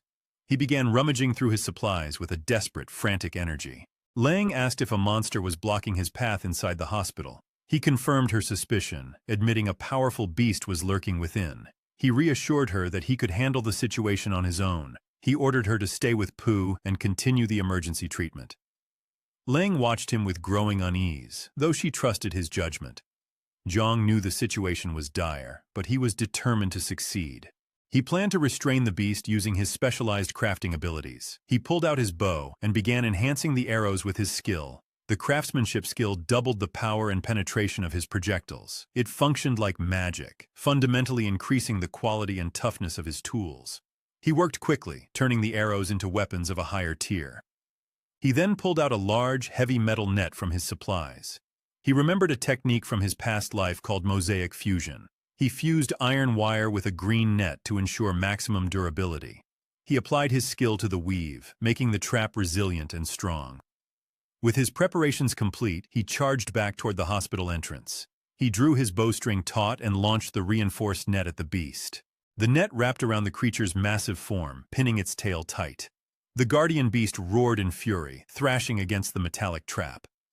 Zhang didn't hesitate, dashing into the medicine warehouse while the beast was distracted. He scanned the shelves, grabbing every bottle and bandage he could find. Relief washed over him as he secured the supplies needed for Pooh's surgery. A heavy thud echoed through the hall as the net began to snap. The tortoise alligator tore through the iron wires with its immense strength. It roared again, sensing his presence and stalking toward the warehouse door. Zhang gathered the last of the medicine, his heart hammering against his ribs. He could hear the beast's heavy, rhythmic footsteps closing the distance. He knew his time was running out as he sprinted toward the exit. Back at the supermarket, Fifth Brother stood over a pile of undead corpses. He surveyed the silent, empty aisles with a sense of grim satisfaction. His gaze fell upon a gleaming, brand-new wheel sitting in the corner. He felt a spark of hope, ordering Bayon to collect the nearby crystals. Bayon returned with a handful of stones, but Fifth Brother's face darkened. He counted only 9 crystals, falling one short of the 10 required. The missing piece was an infuriating oversight that made his blood boil. Bayon suggested they wait for more undead to wander into the store. The suggestion only ignited Fifth Brother's simmering rage. He struck Bayon across the face, the force sending him to the floor. He spat out his disgust, calling Bayon a worthless piece of trash. Mo approached the supermarket, her hand resting on the grip of her weapon. The absolute silence of the building felt like an oppressive, heavy blanket. She wondered if the zombies had been wiped out or if something worse occurred. She stepped through the entrance, eyes darting across the shadows. Outside the hospital, the roar of the tortoise alligator shook the glass windows. Liang heard the beast pounding on the medicine room door from inside. Unable to sit still, she bolted toward the hospital to find Yang. Ling's heart hammers against her ribs as she calls out his name. She prays for his safety while sprinting toward the hospital entrance. The sight of the tortoise alligator battering the heavy door chills her blood. Her eyes widen at the sheer scale of the monstrous, scaly creature. Inside the warehouse, Yang watches the doorframe groan under the beast's weight. He knows the level 2 guardian beast is far beyond his current limits. The monster enters a berserk state, its claws carving deep gouges into the steel. Zhang realizes his retreat is cut off, leaving him trapped in the room. Outside, Liang scans the area and spots 3 massive eggs resting nearby. A desperate plan forms in her mind to divert the creature's attention. Zhang catches sight of Liang through a crack in the wall. He grinds his teeth in frustration, cursing the girl for putting herself in danger. The tortoise alligator finally smashes the door off its hinges. Its massive reptilian head lunges forward, snapping its jaws inches from his face. Liang ignores her own terror and sprints toward the nest of eggs. She stands directly in front of the beast, bracing her feet against the floor. The monster roars, its focus snapping toward the girl daring to approach its young. Zhang lunges forward, his voice cracking as he screams for her to run. Liang shoves one of the heavy eggs off its perch with a forceful kick. The egg rolls across the floor, threatening to shatter against the stone wall. Zhang watches in horror as the alligator abandons its charge toward him. The creature lunges desperately toward its rolling offspring to catch it before impact. Liang seizes the opening, but her foot catches on a jagged rock. She stumbles, nearly falling as the beast pivots back toward her. Zhang is at her side in a heartbeat, grabbing her hand with an iron grip. They sprint away, their frantic footsteps echoing through the hollow hospital lobby. Liang glances back to see the beast hovering protectively over its eggs. Zhang slows down, his breath coming in sharp, ragged gasps. He explains that the creature will not stray far from its nest. Despite their narrow escape, a heavy, uneasy sensation gnaws at his chest. He spins around and grabs Liang by the shoulders, his eyes burning with rage. He demands to know if she has a death wish for interfering. Liang winces, telling him his grip is bruising her arms. He refuses to let go, insisting her life is worth more than his own. She defends her actions, claiming she acted only to save him. Zhang shakes his head, telling her he needs no one to rescue him. Tears well up in Liang's eyes, though Zhang maintains his stern, cold expression. A flicker of silent gratitude softens his gaze for only a passing second. At the supermarket, Mo sifts through the wreckage of the recent battle. She discovers the glowing wheel and pauses, her hand hovering near her weapon. Her eyes drift to the pile of zombie corpses scattered across the floor. The sheer number of bodies raises a silent question in her mind. Fifth brother steps out from the shadows, a smug grin plastered on his face. He mocks her, noting that the wheel lured a police officer into his trap. Mo's resolve hardens, her grip tightening on her blade. She does not flinch, preparing her stance for the inevitable fight. Back at the camp, Zhang tends to Poo's deep, jagged wounds. He works with practiced precision, stitching the torn skin with steady hands. He tells her she will feel the pain once the anesthetic wears off. Poo flushes red, asking if the injury will leave a permanent scar. Yang chuckles softly, telling her that survival is the only true blessing.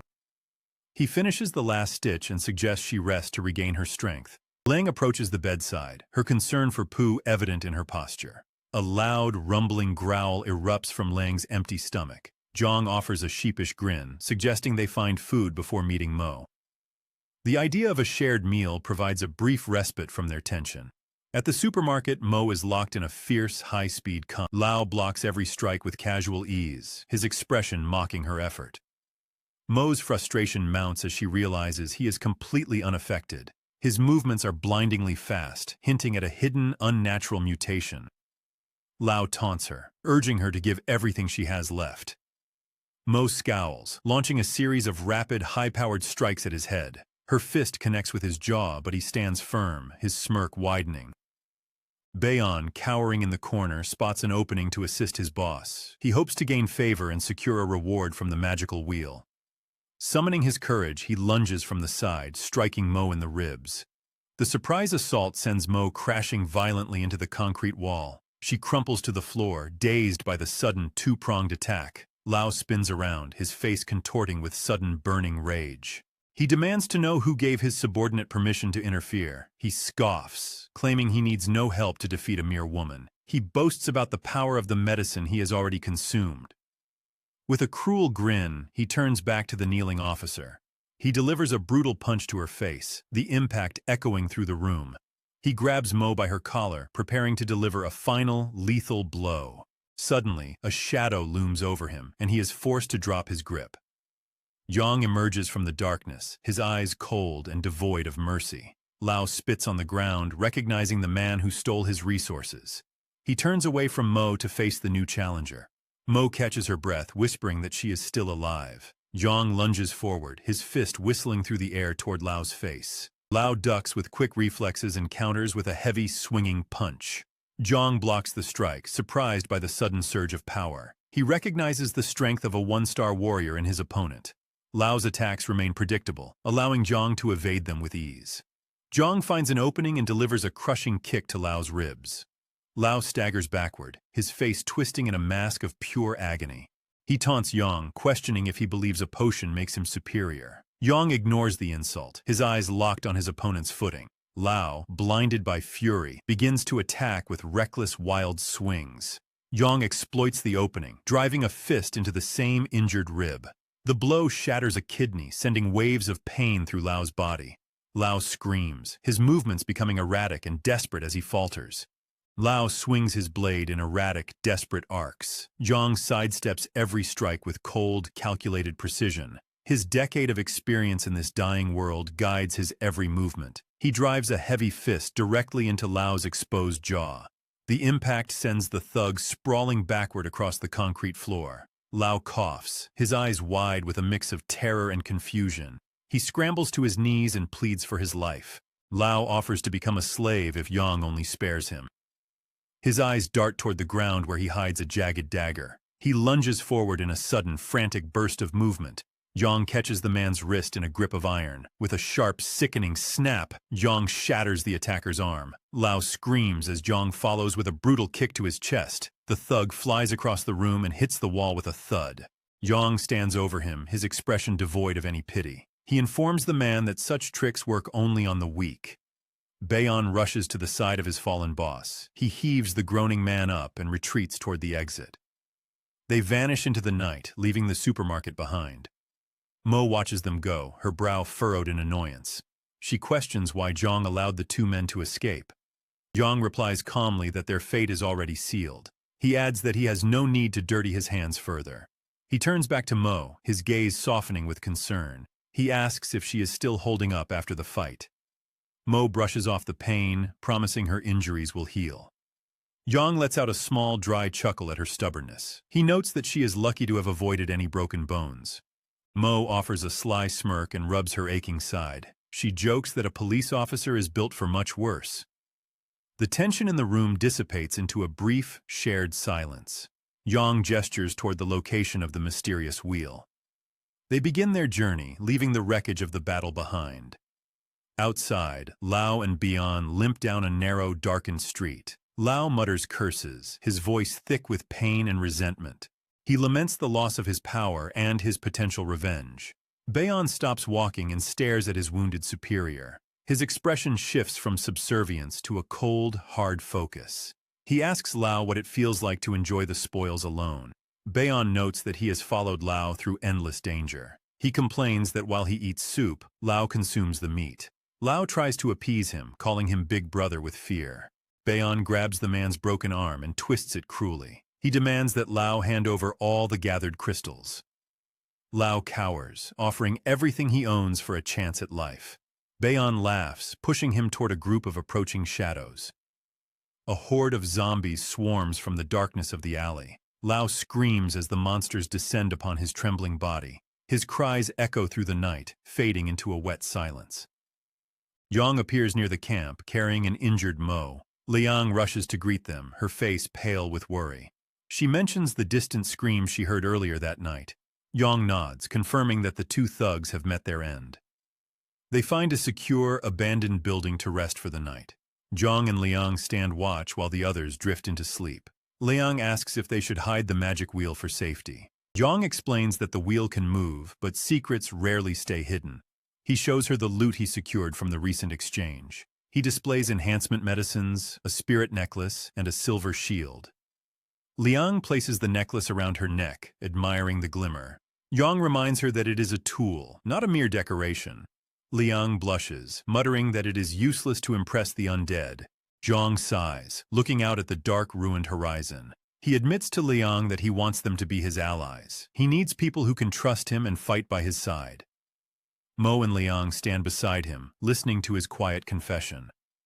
Zhang holds up a small bottle of the fortification medicine. He explains that these vials can boost strength and metabolism. Mo asks if these are the secrets behind his unnatural speed. Zhang clarifies that they offer a 20% boost to human limits. Liang looks at the medicine, her expression filled with doubt. She worries that such a small increase will not be enough. Zhang urges her to recognize the value of pushing past boundaries. Mo asks if he knows the true cause of the apocalypse. Zhang deflects, pointing them toward Xin for the answers. He avoids speaking of his own past and his strange rebirth.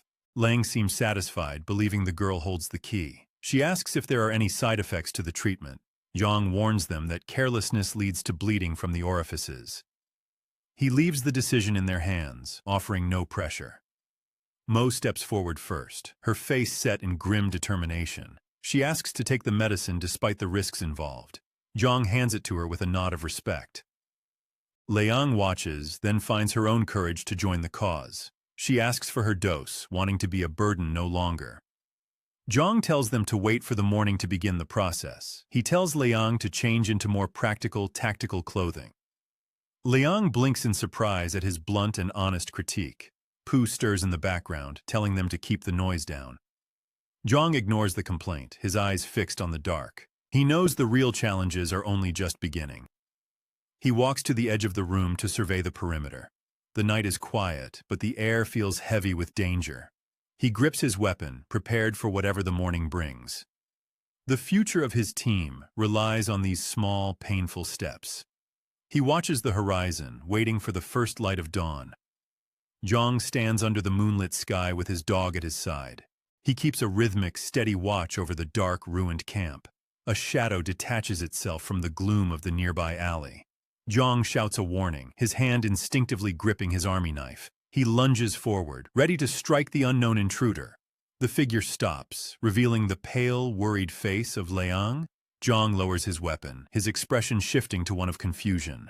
He asks why she is wandering the camp instead of sleeping. Liang stares at the ground, her voice trembling in the night air. She confesses that the silence of the night brings her fear.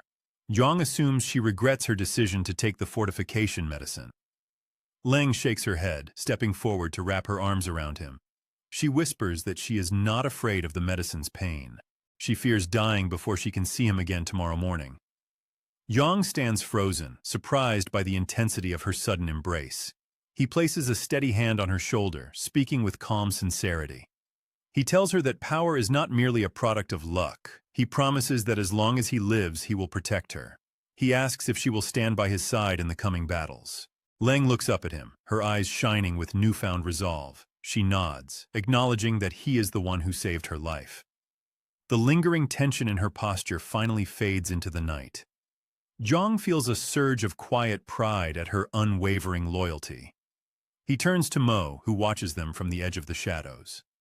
Mo asks him plainly about his plans for the following day. Zhang describes his intent to return to the nearby city hospital. He plans to clear the area before heading further toward the south. Mo shakes her head, stating that she has her own matters. Zhang accepts her choice, though he notes the loss to his strength. He repeats his promise that the strength boost remains hers to claim.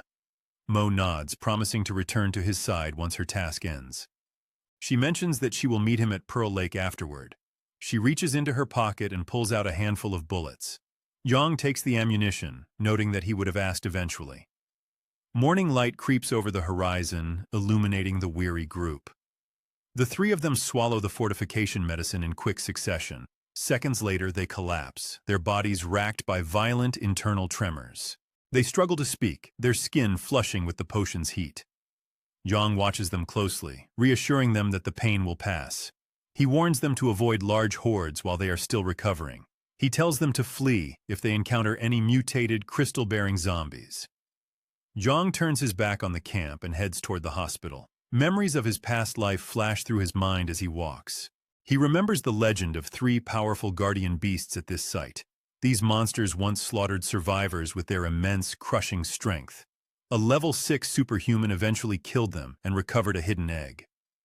The soldier also found a map for crafting rare, silver-colored battle swords. Yang reaches the hospital gates, his eyes scanning the quiet, overgrown courtyard.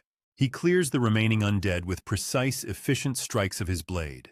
The path to the guardian beast is now clear of distractions. He remembers his previous failed encounter with the tortoise alligator. His arrows had shattered against its hide during that first battle.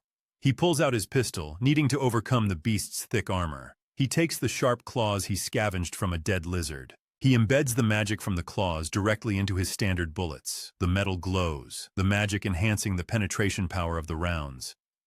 He commands his dog to stay back and guard the perimeter. Zhang takes a deep breath and sprints toward the monster's lair. The tortoise alligator rests in the sun, sensing the human's sudden approach. The beast hisses, its heavy tail lashing out against the cracked pavement. It lunges, but Yang has already planted a red cloth decoy. The monster snaps at the fabric, leaving its flank completely exposed. Yang fires his pistol, the magic-infused bullet piercing the beast's skull. The tortoise alligator roars, launching a massive, swirling tornado claw strike. Yang slides beneath the attack, his feet skidding on the loose gravel. He pivots, bringing his army knife down toward the creature's tail. The strike forces the monster to lift its heavy, armored head. Zhang leaps into the air, driving his blade into its gaping jaw. He stares into the creature's throat, his finger tightening on the trigger. He fires a final, point-blank shot, ending the beast's long life. Zhang searches the wreckage, finding the map hidden beneath the corpse. The parchment details 3 rare ranks: Frontier, Dancing Sand, and Moonlight Battlefield. These weapons offer both passive and active skills for any user. Zhang knows that crafting this sword requires 1,000 rank 5 crystals. The cost is astronomical, yet he refuses to abandon the goal. He reminds himself that his knowledge of the future is his advantage. He spots a small bottle of evolution medicine inside the monster's remains. He calls his dog over, wondering if the potion will trigger evolution. The dog trots forward, its tail wagging as it approaches the master. They share the medicine, and Yang feels his own vitality rapidly returning. He tells the dog to consume the tortoise alligator's meat and egg. A golden crystal sprouts on the dog's head, pulsing with raw energy. The dog leaps, its fur hardening into dozens of razor-sharp blades. It fires the needles into the wall, shattering the concrete surface. The dog looks different, its coat now thin after the rapid transformation. Yang pats its head, assuring the pet that its power is immense. He sits in the shade of a car to begin his crafting. He uses the monster's claws, teeth, and a magic crystal as components. He activates his artisan skill, the knife and parts merging into steel. The new Frontier Moonblade hums with a faint, deadly blue light. Zhang swings it, slicing through a thick metal pillar like paper. He crafts additional weapons for his allies before heading back to camp. He finds Liang and the others waiting, their strength visibly improved. Liang smiles, saying that the evolution made the zombies seem weak. She jokes that she does not understand why others are so afraid. Zhang hands them the remaining essence from the tortoise alligator's egg. They look at the glowing liquid with wide, curious, and hungry eyes. Zhang watches them, calculating his next move toward the Pearl Lake. He keeps one final egg for himself, preserving it for later use. The team prepares to move out, their gear upgraded and their resolve firm. Zhang leads the way, his new blade resting at his side. The city lies ahead, a forest of ruins filled with hidden dangers. He knows the path to power is paved with blood and broken steel. He adjusts his grip on the sword and steps into the light. Yellow Pill. The dog stands in the grass, its form now lean and jagged. Pooh observes the creature, noting that its new appearance lacks any aesthetic appeal. She compares the sudden weight loss to a girl stressing over a diet. Zhang ignores the banter and calls Liang over to receive a new weapon. He hands her an advanced whip, urging her to test its weight and balance. Liang snaps the whip through the air, creating a sharp, whistling crack. Blue sparks flash across the weapon's leather surface with every flick of her wrist. The ground beneath her boots fractures under the sheer force of the swing. Lang grips the handle, noticing how the weapon aligns perfectly with her own movements. She recalls her past athletic training, feeling a natural affinity for the combat style. Zhang turns his gaze to Pooh, asking what kind of armament she prefers for herself. Pooh shifts her weight, admitting she wants a firearm but feels indecisive about the model. Zhang advises her to wait, explaining that a transition from kitchen knives to guns requires time. Leng interrupts the training, reminding the group that Pearl Lake awaits their arrival. Zhang nods, warning them that the journey involves massive hordes and dangerous, unknown mutants. He asks the girls one final time if they are certain about joining the mission. Liang nods with grim determination, while Pu waits for Zhang to make the final call. Zhang leads them to the car, starting the engine as they depart for the lake. His eyes scan the road, memories of his past life surfacing in the silence. 10 years ago, he had huddled inside his home while monsters roared on the roof. Creatures had leapt from the shadows, tearing through the streets in a frantic hunt.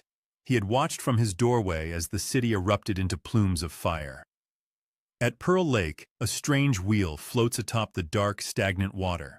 The device displays a single image of a gold ingot glowing with ancient light. Zhang notes that a level 1 magic crystal is the only key to its activation. The wheel acts as a system interface, offering mission hints and potential loot previews.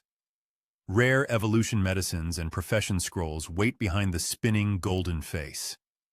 The group arrives at the lake, stepping out of their vehicle to assess the perimeter. 10 hours earlier, the lobby of a logistics company in Honghai held a tense standoff. CEO Li stares down the barrels of rifles held by soldiers in camouflage gear.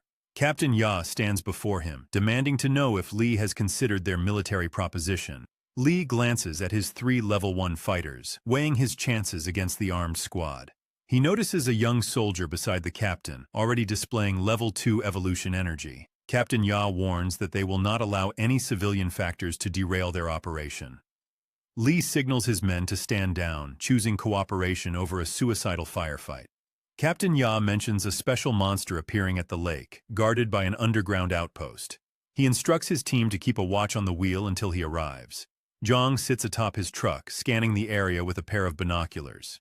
He spots the military forces assembling near the banks of the lake. Zhang jumps down, signaling his team to move toward their designated hiding spots.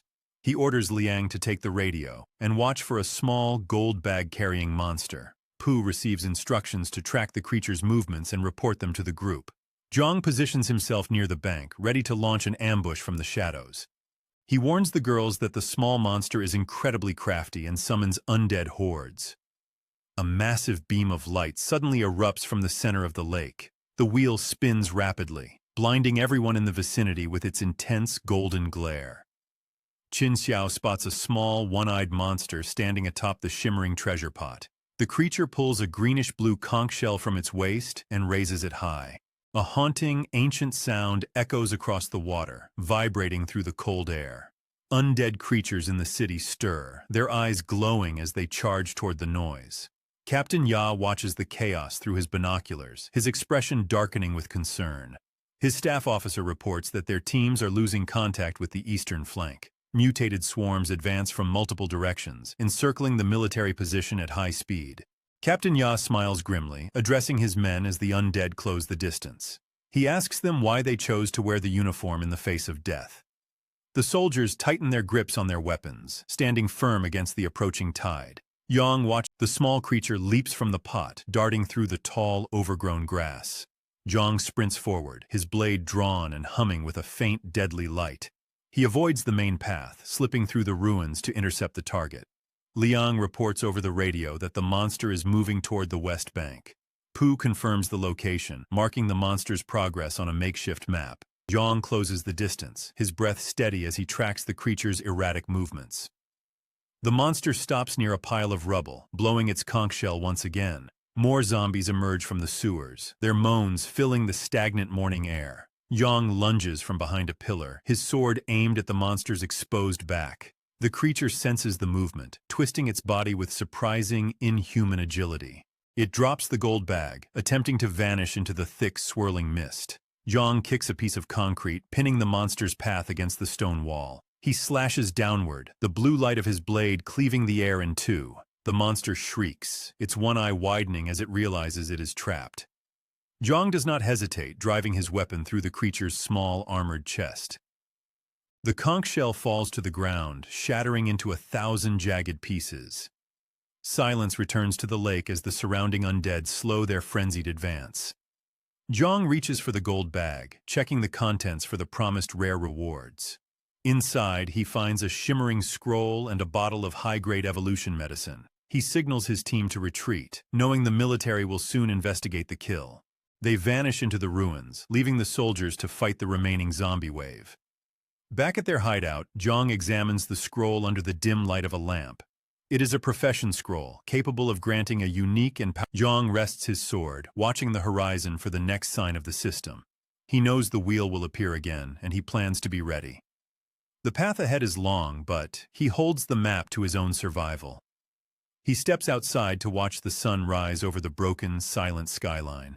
The struggle for power in this dead world has only just begun. Captain Ya stands before his men, his voice echoing across the desolate ruins. He speaks of his own family, his wife, and his children back home. He admits he does not know if they are still alive or safe. He challenges his soldiers to decide if their fear justifies abandoning their duty. Captain Ya slams his fist into his palm, reminding them they are soldiers. He declares that they must become stronger than the mutants and the world itself. The soldiers tighten their grips on their rifles, their eyes burning with resolve. They begin to chant in unison, their voices rising to defy the coming death. Jong watches the scene from his high vantage point, feeling a flicker of respect. He silently wishes the soldiers luck, though he knows the battle will be brutal.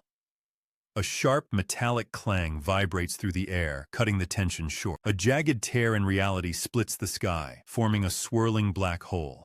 He recognizes the spatial gate, a direct portal leading to the dangerous wastelands. The treasure monster's conch shell drops to the ground, its purpose now clear. It serves as a beacon for powerful mutants beyond the reach of Earth. Electric sparks dance around the rift, growing in intensity by the second. Two crimson steel beasts emerge from the darkness, their heads dripping with slime. These are level 2 monsters, their bodies plated in thick, jagged armor. They lock eyes with a nearby soldier, their movements blurring with predatory speed. The soldier falls in a spray of red before he can even pull his trigger. The crimson beasts growl, their mouths dripping with a sickening, satisfied hunger. Jong grips his binoculars, his heart hammering against his ribs in the darkness. He knows the true fight for survival has only just begun. A goat-like creature lunges from the rift, its horns curved like obsidian blades. It is a level 2 terror war goat, a bloodthirsty fiend rather than an animal.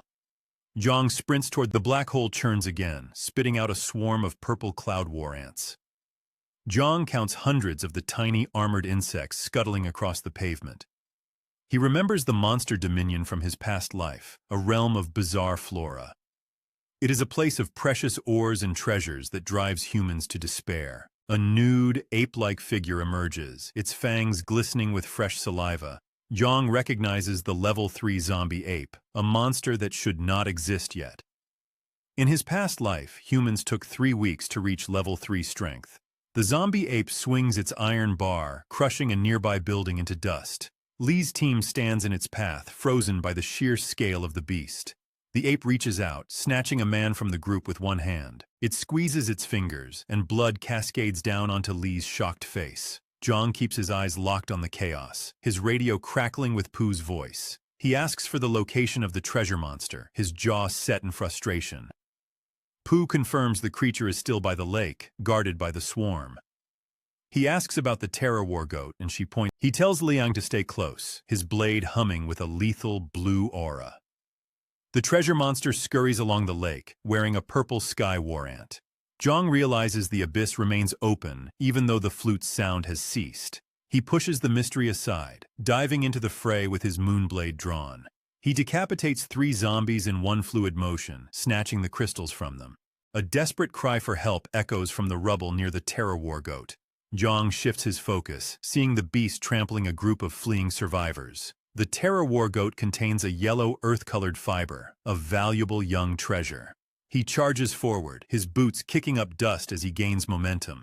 He propels himself into the air, spinning like a top above the charging beast. His boots slam onto the goat's back, pinning it to the cracked asphalt. He drives his moonblade downward, the steel tearing through the creature. The goat slams into a concrete wall, sending glass shards flying through the air. Jong feels a sharp pain in his side, but he does not let go. The creature halts, realizing the human is still stuck to its spine. Jong pulls his blade free, and a spray of foul-smelling blood coats his arms. He leaps to the ground just as the goat's hoof. Yang breathes hard, his chest heaving as he readies his final strike. He springs upward, driving his blade into the goat's soft, unprotected throat. The creature flails, throwing Yang backward before collapsing into a heap. Yang spits blood onto the ground, a grim smile forming on his face. The monster twitches once, then goes still as its life force fades away. The survivors approach slowly, their faces pale with shock and lingering fear. One middle-aged man asks how he managed to kill such a powerful beast. Yang wipes his blade, his gaze cold as he looks at the group. He tells them plainly that if they chose to run, they should have stayed gone. Yang pointed a finger toward the ruined street. He ordered the group of survivors to leave his sight immediately. The survivors scowled, their faces twisting with resentment and greed. They claimed they deserved a share of the spoils for their earlier efforts. Yang let out a cold, sharp laugh that echoed against the concrete. He reminded them that their weapons had failed to even scratch the monster's hide. The group began to shout, pointing accusatory fingers at the young hunter. They argued that a high-ranked monster core was worth a fortune in supplies. Yang ignored their protests and shouted for them to disappear at once. His reputation as a lethal survivor hung heavy in the stale air. He had already carved a path through countless mutants and undead nightmares. The aggressive energy in the group suddenly withered into quiet unease. The leader of the thugs stepped forward with a stern, authoritative glare. He warned Yang that taking the item would lead to a violent confrontation. The middle-aged man gestured toward Yang's limp, dangling arm. He advised the young man to act with caution to avoid further injury. A younger, boisterous thug bragged that their leader had killed a man yesterday. In this new world, the old laws had vanished into the dust. The thugs surrounded Yang, demanding he hand over his blade and radio. Yang turned his head, his eyes narrowing as he assessed their pathetic greed. The leader did not want to negotiate or waste more time. He remembered how the world had shifted to favor the ruthless. People who once held authority over him now groveled at his feet.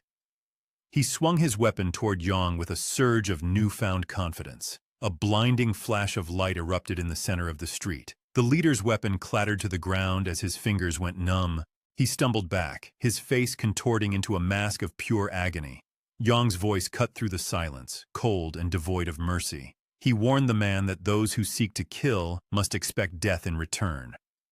With a swift, powerful kick, Yang sent the leader crashing into his companions. The thugs collapsed in a heap, their bravado replaced by desperate cries. Yang snatched the precious item from the ground and sprinted away. The onlookers watched in stunned silence as the young hunter vanished.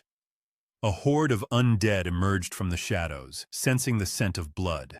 Panic erupted among the thugs as the monsters swarmed their position. Inside a nearby building, the deafening crack of gunfire shattered the silence. Chung-ho stood behind a barricade, watching the defense line hold. She muttered that the giant rats had been an absolute nightmare to fight. Zay paced back and forth, her eyes scanning the room for her husband. She voiced her deep concern, fearing for the safety of her missing partner. Chung-ho placed a steadying hand on Mo's shoulder to calm her. He explained that Xiaoqin was stationed with the government division nearby. The area was relatively clear of undead and close to the armored barracks. Chung-ho asked Mo why she had returned so quickly to the group. He mentioned that he needed to report their status to the team leader. Mo hesitated, her mind drifting to Zhang's cold, resolute demeanor. A sudden, thunderous shout from Chung Long interrupted her train of thought. The noise had drawn a massive, towering shadow toward their. An enormous zombie ape charged down the street, crushing debris underfoot. The creature's size made their previous struggles seem trivial and small. The armed police squad adjusted their sights and opened fire in unison. Bullets pinged harmlessly off the beast's thick, leathery skin. Chung-ho turned to Mo and urged her to join the defensive efforts. At the 3 o'clock position, Zay unleashed a torrent of liquid fire. Chung-ho and his team fired relentlessly to push back the encroaching rats. A gray, massive arm reached through the shattered window from below. The limb swiped toward Chung-ho, seeking to drag him into the dark. Mo lunged forward, swiping her own arm to deflect the monster's reach. The undead retaliated, its sharp claws tearing deep into Mo's skin. Chung-ho emptied his clip into the creature's head with a furious roar. He demanded to know why Mo had exposed herself to such danger. Mo stood firm, assuring him that she would not succumb to infection. The rest of the group watched, their expressions shifting to confusion. Soleil drew her blade, preparing to sever Mo's arm to prevent the spread. Mo stopped her, pulling back her sleeve to reveal the healing wound. She explained that she had consumed evolution medicine to gain true power. To prove her point, she punched the wall, leaving a deep, jagged crack. She declared herself an evolver, demanding they stop their needless worrying. The group stood stunned, staring at the wall and then at her hand. Mo pointed out the window, reminding them of the approaching zombie ape. The massive creature drew closer, its roars vibrating through. A burst of gunfire struck the zombie ape directly in its glowing eye. The shots came from the special ammunition Yang had provided earlier. The beast clutched its eye, bellowing in a frenzy of blinding pain. It grabbed a nearby car and hurled it toward the building's facade. Mo's group dove to the floor as the vehicle crashed through the wall. She reported that a group of thugs was blocking her path forward. Zhang asked if she could handle the situation without his direct aid. Liang assured him that the group was no threat to her skills. He told her to find Teacher Pooh if she found herself overwhelmed. As he spoke, Yang watched cars flying through the air in the distance. The enraged zombie ape was venting its fury on the surrounding structures. Zhang remained unaware of the life-or-death struggle his teammates faced. His focus remained entirely on reaching the treasure monster at Pearl Lake. He felt the lingering pain from his injuries, slowing his stride. He knew his team desperately needed a healer to survive the coming days. Medicine was a rare, precious luxury in this crumbling, broken world. A single pharmacist would allow his team to fight at full capacity. He kept his eyes on the road, navigating the dangerous, silent streets. Ha watched the attractive woman before him with a calculated look. He told Liang that advancing further was a suicide mission for her. He suggested that staying with his own squad was the safest path. He began to walk toward the main street leading to Pearl Lake. He hoped to intercept the little monster before any others could intervene. The leader of the thugs blocking Liang's path leaned against a crate. He warned her that the road ahead was filled with lethal traps. He thought of the weapons and medicine he had received from Captain Ya. He knew he had been used as cannon fodder for a greater scheme. However, this woman intrigued him with her calm, steady presence. He noticed the strange, evolved aura radiating from her slender frame. He saw her unusual weapon and realized she was part of a squad. Despite her obvious strength, she was clearly not the team's leader. He watched her with a mix of curiosity and predatory intent. Liang stood her ground, her resolve as sharp as her blade. The thugs surrounded Liang, their weapons leveled at her slender frame. She stood motionless, her blade glinting under the dim gray sky. The leader finally lowered his guard, choosing to let her pass. He demanded to know the source of her sudden, unnatural strength. Liang's jaw tightened as she recalled her past life of exhaustion. She spoke of a world where she lived as a sheep among predators. The apocalypse arrived and erased the people who once tormented her. The environment had shifted into a landscape of constant, lethal danger. Despite the chaos, she felt a strange sense of liberation and peace. She owed her survival to a man who demanded absolute discipline. Yang had taught her how to navigate the ruins and grow stronger. She looked toward the distant street, her face hardening with resolve. The sight of Yang in potential danger pushed her to her limit. She gave the thugs a final ultimatum to move or face death. At a nearby newspaper stand, Yang crouched low in the shadows. Captain Ya's military squad marched down the center of the road. Purple ants poured from a jagged black hole in the street. The insects swarmed the soldiers with a frantic, hunger-driven speed. Captain Ya shouted a command for his men to fire immediately. A torrent of bullets tore through the air toward the ants. The soldiers cheered as their initial volley struck the first wave. Zhang shook his head, knowing the soldiers misunderstood the true threat. The giant ants regrouped and stood upright like twisted human hybrids. They sprayed streams of corrosive green liquid from their gaping maws. High-pitched screams filled the air as weapons melted into black sludge. Zhang watched from his cover, his gaze shifting to Captain Ya. The captain stood atop a vehicle, his expression cold and indifferent. Zhang sneered at the sight, deciding to abandon the dying soldiers.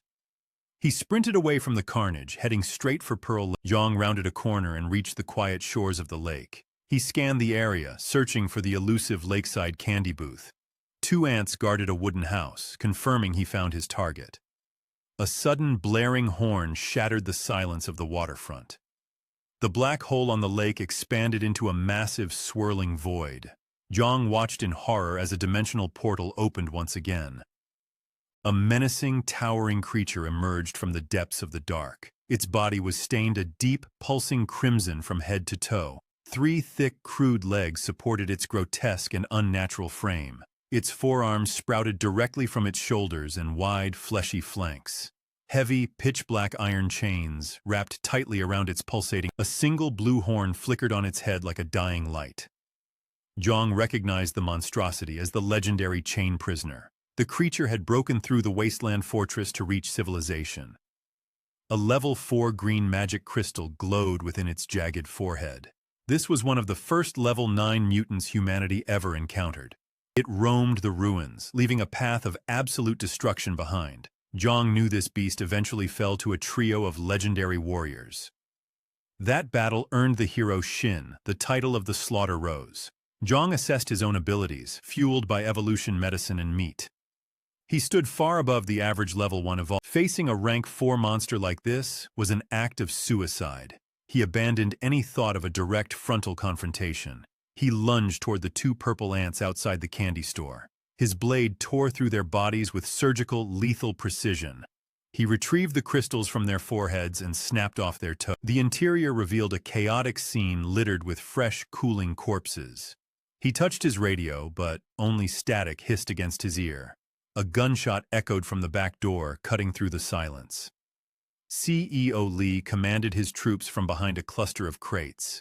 He clutched a radio, begging Captain Ya for immediate reinforcement. It had pulled a bottle from its bag, coating itself in power.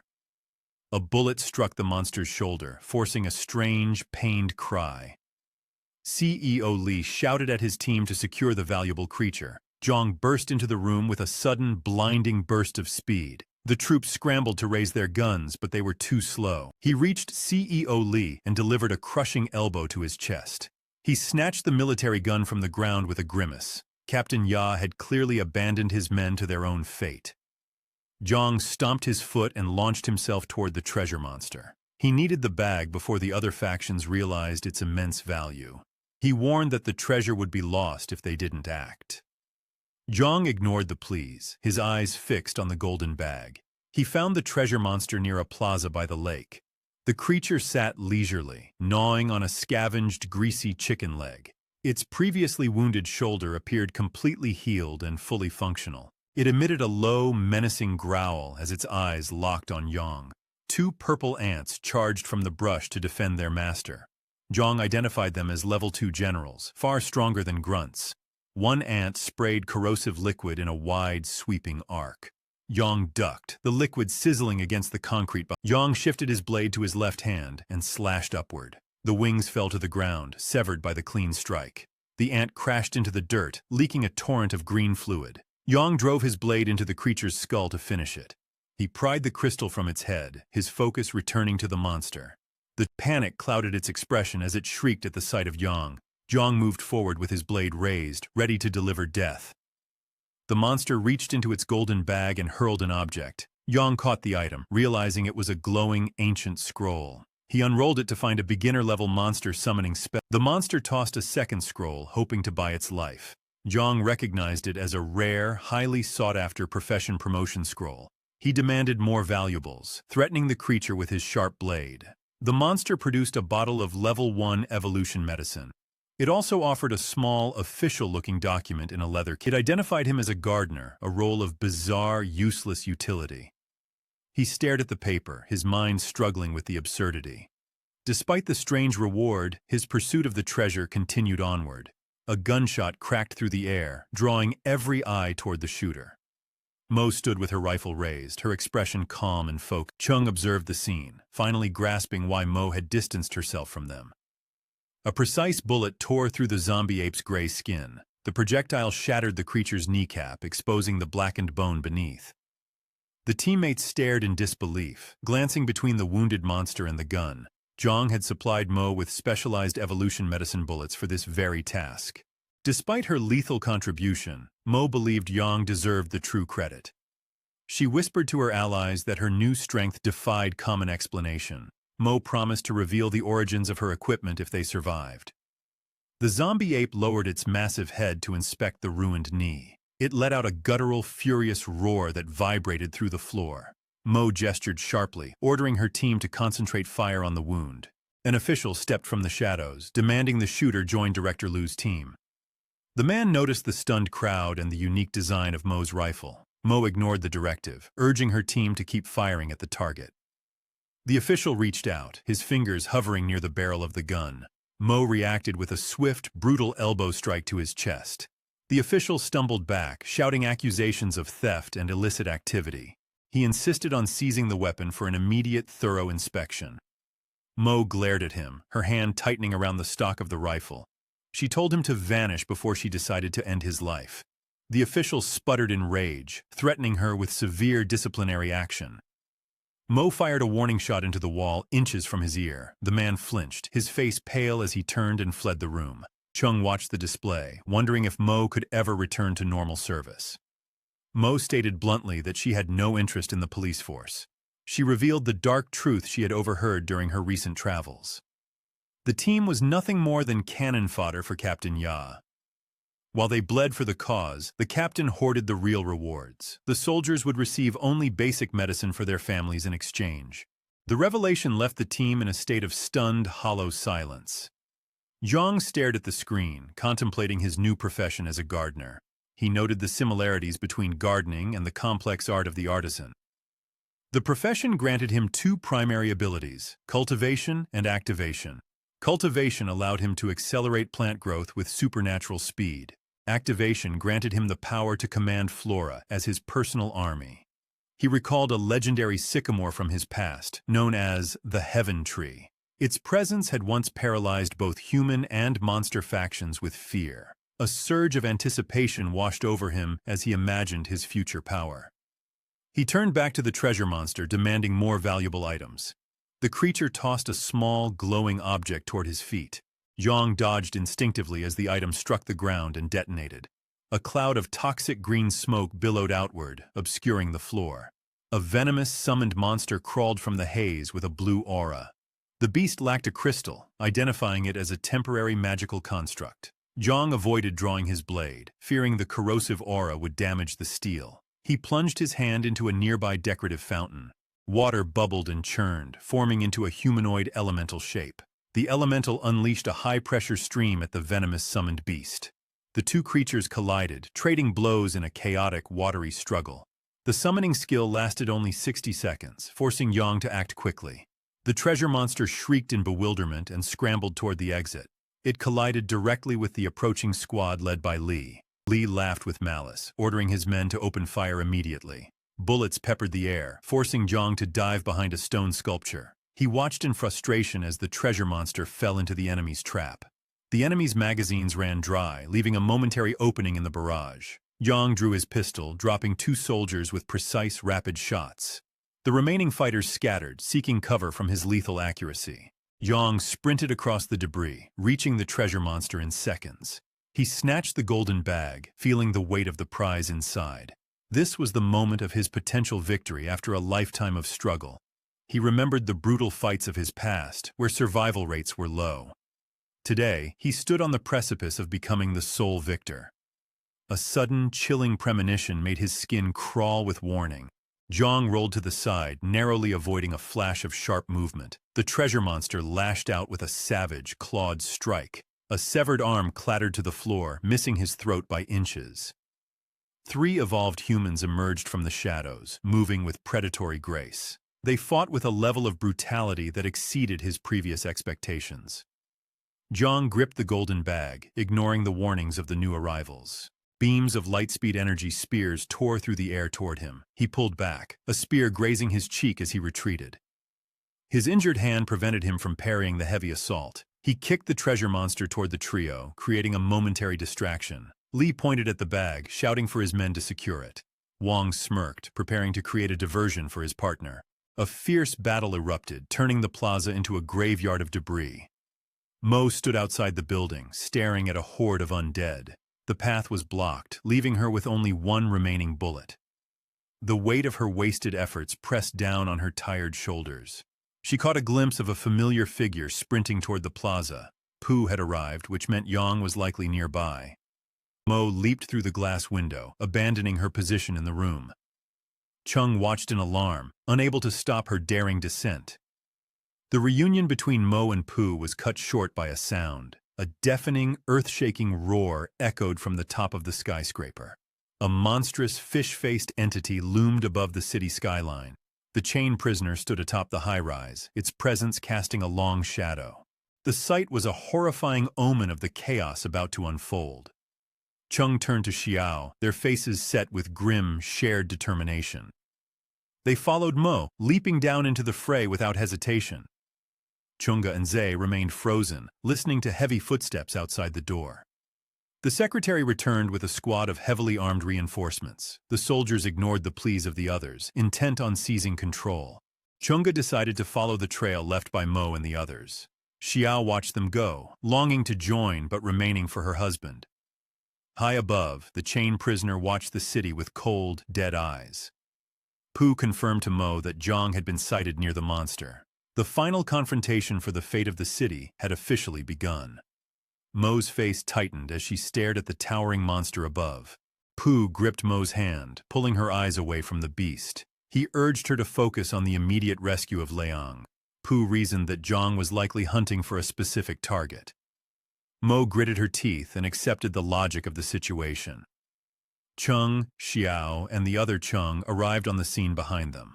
They read the urgency of the moment and moved into position. Mo's eyes brightened as she assessed her gathered team of warriors. She signaled Pooh to lead the charge toward Liang's location. Liang panted heavily while huddled amidst a pile of mangled remains. A jagged wound on her chest leaked a steady stream of blood. She wiped a smear of crimson from her mouth with a trembling hand. The thug boss sneered, clutching his own injured arm in pain. He pointed a finger and ordered his men to target her legs. The thugs leveled their guns, ready to cripple their prey. Liang reacted in a blur, snapping her whip toward the nearest enemy. She yanked the body of an attacker into the path of the gunfire. A voice cut through the gunfire, signaling the arrival of reinforcements. Mo and her squad charged, slamming into the line of thugs. The thug boss stood frozen, his eyes widening in confusion. Mo arrived in a flash of motion, her face a mask of fury. She delivered a heavy, precise punch to the boss's jaw. The man crumbled to the ground before he could register the threat. Mo and her team secured the area, pulling Liang to safety. Zhang watched the clash from the shadows with a detached, cold calm.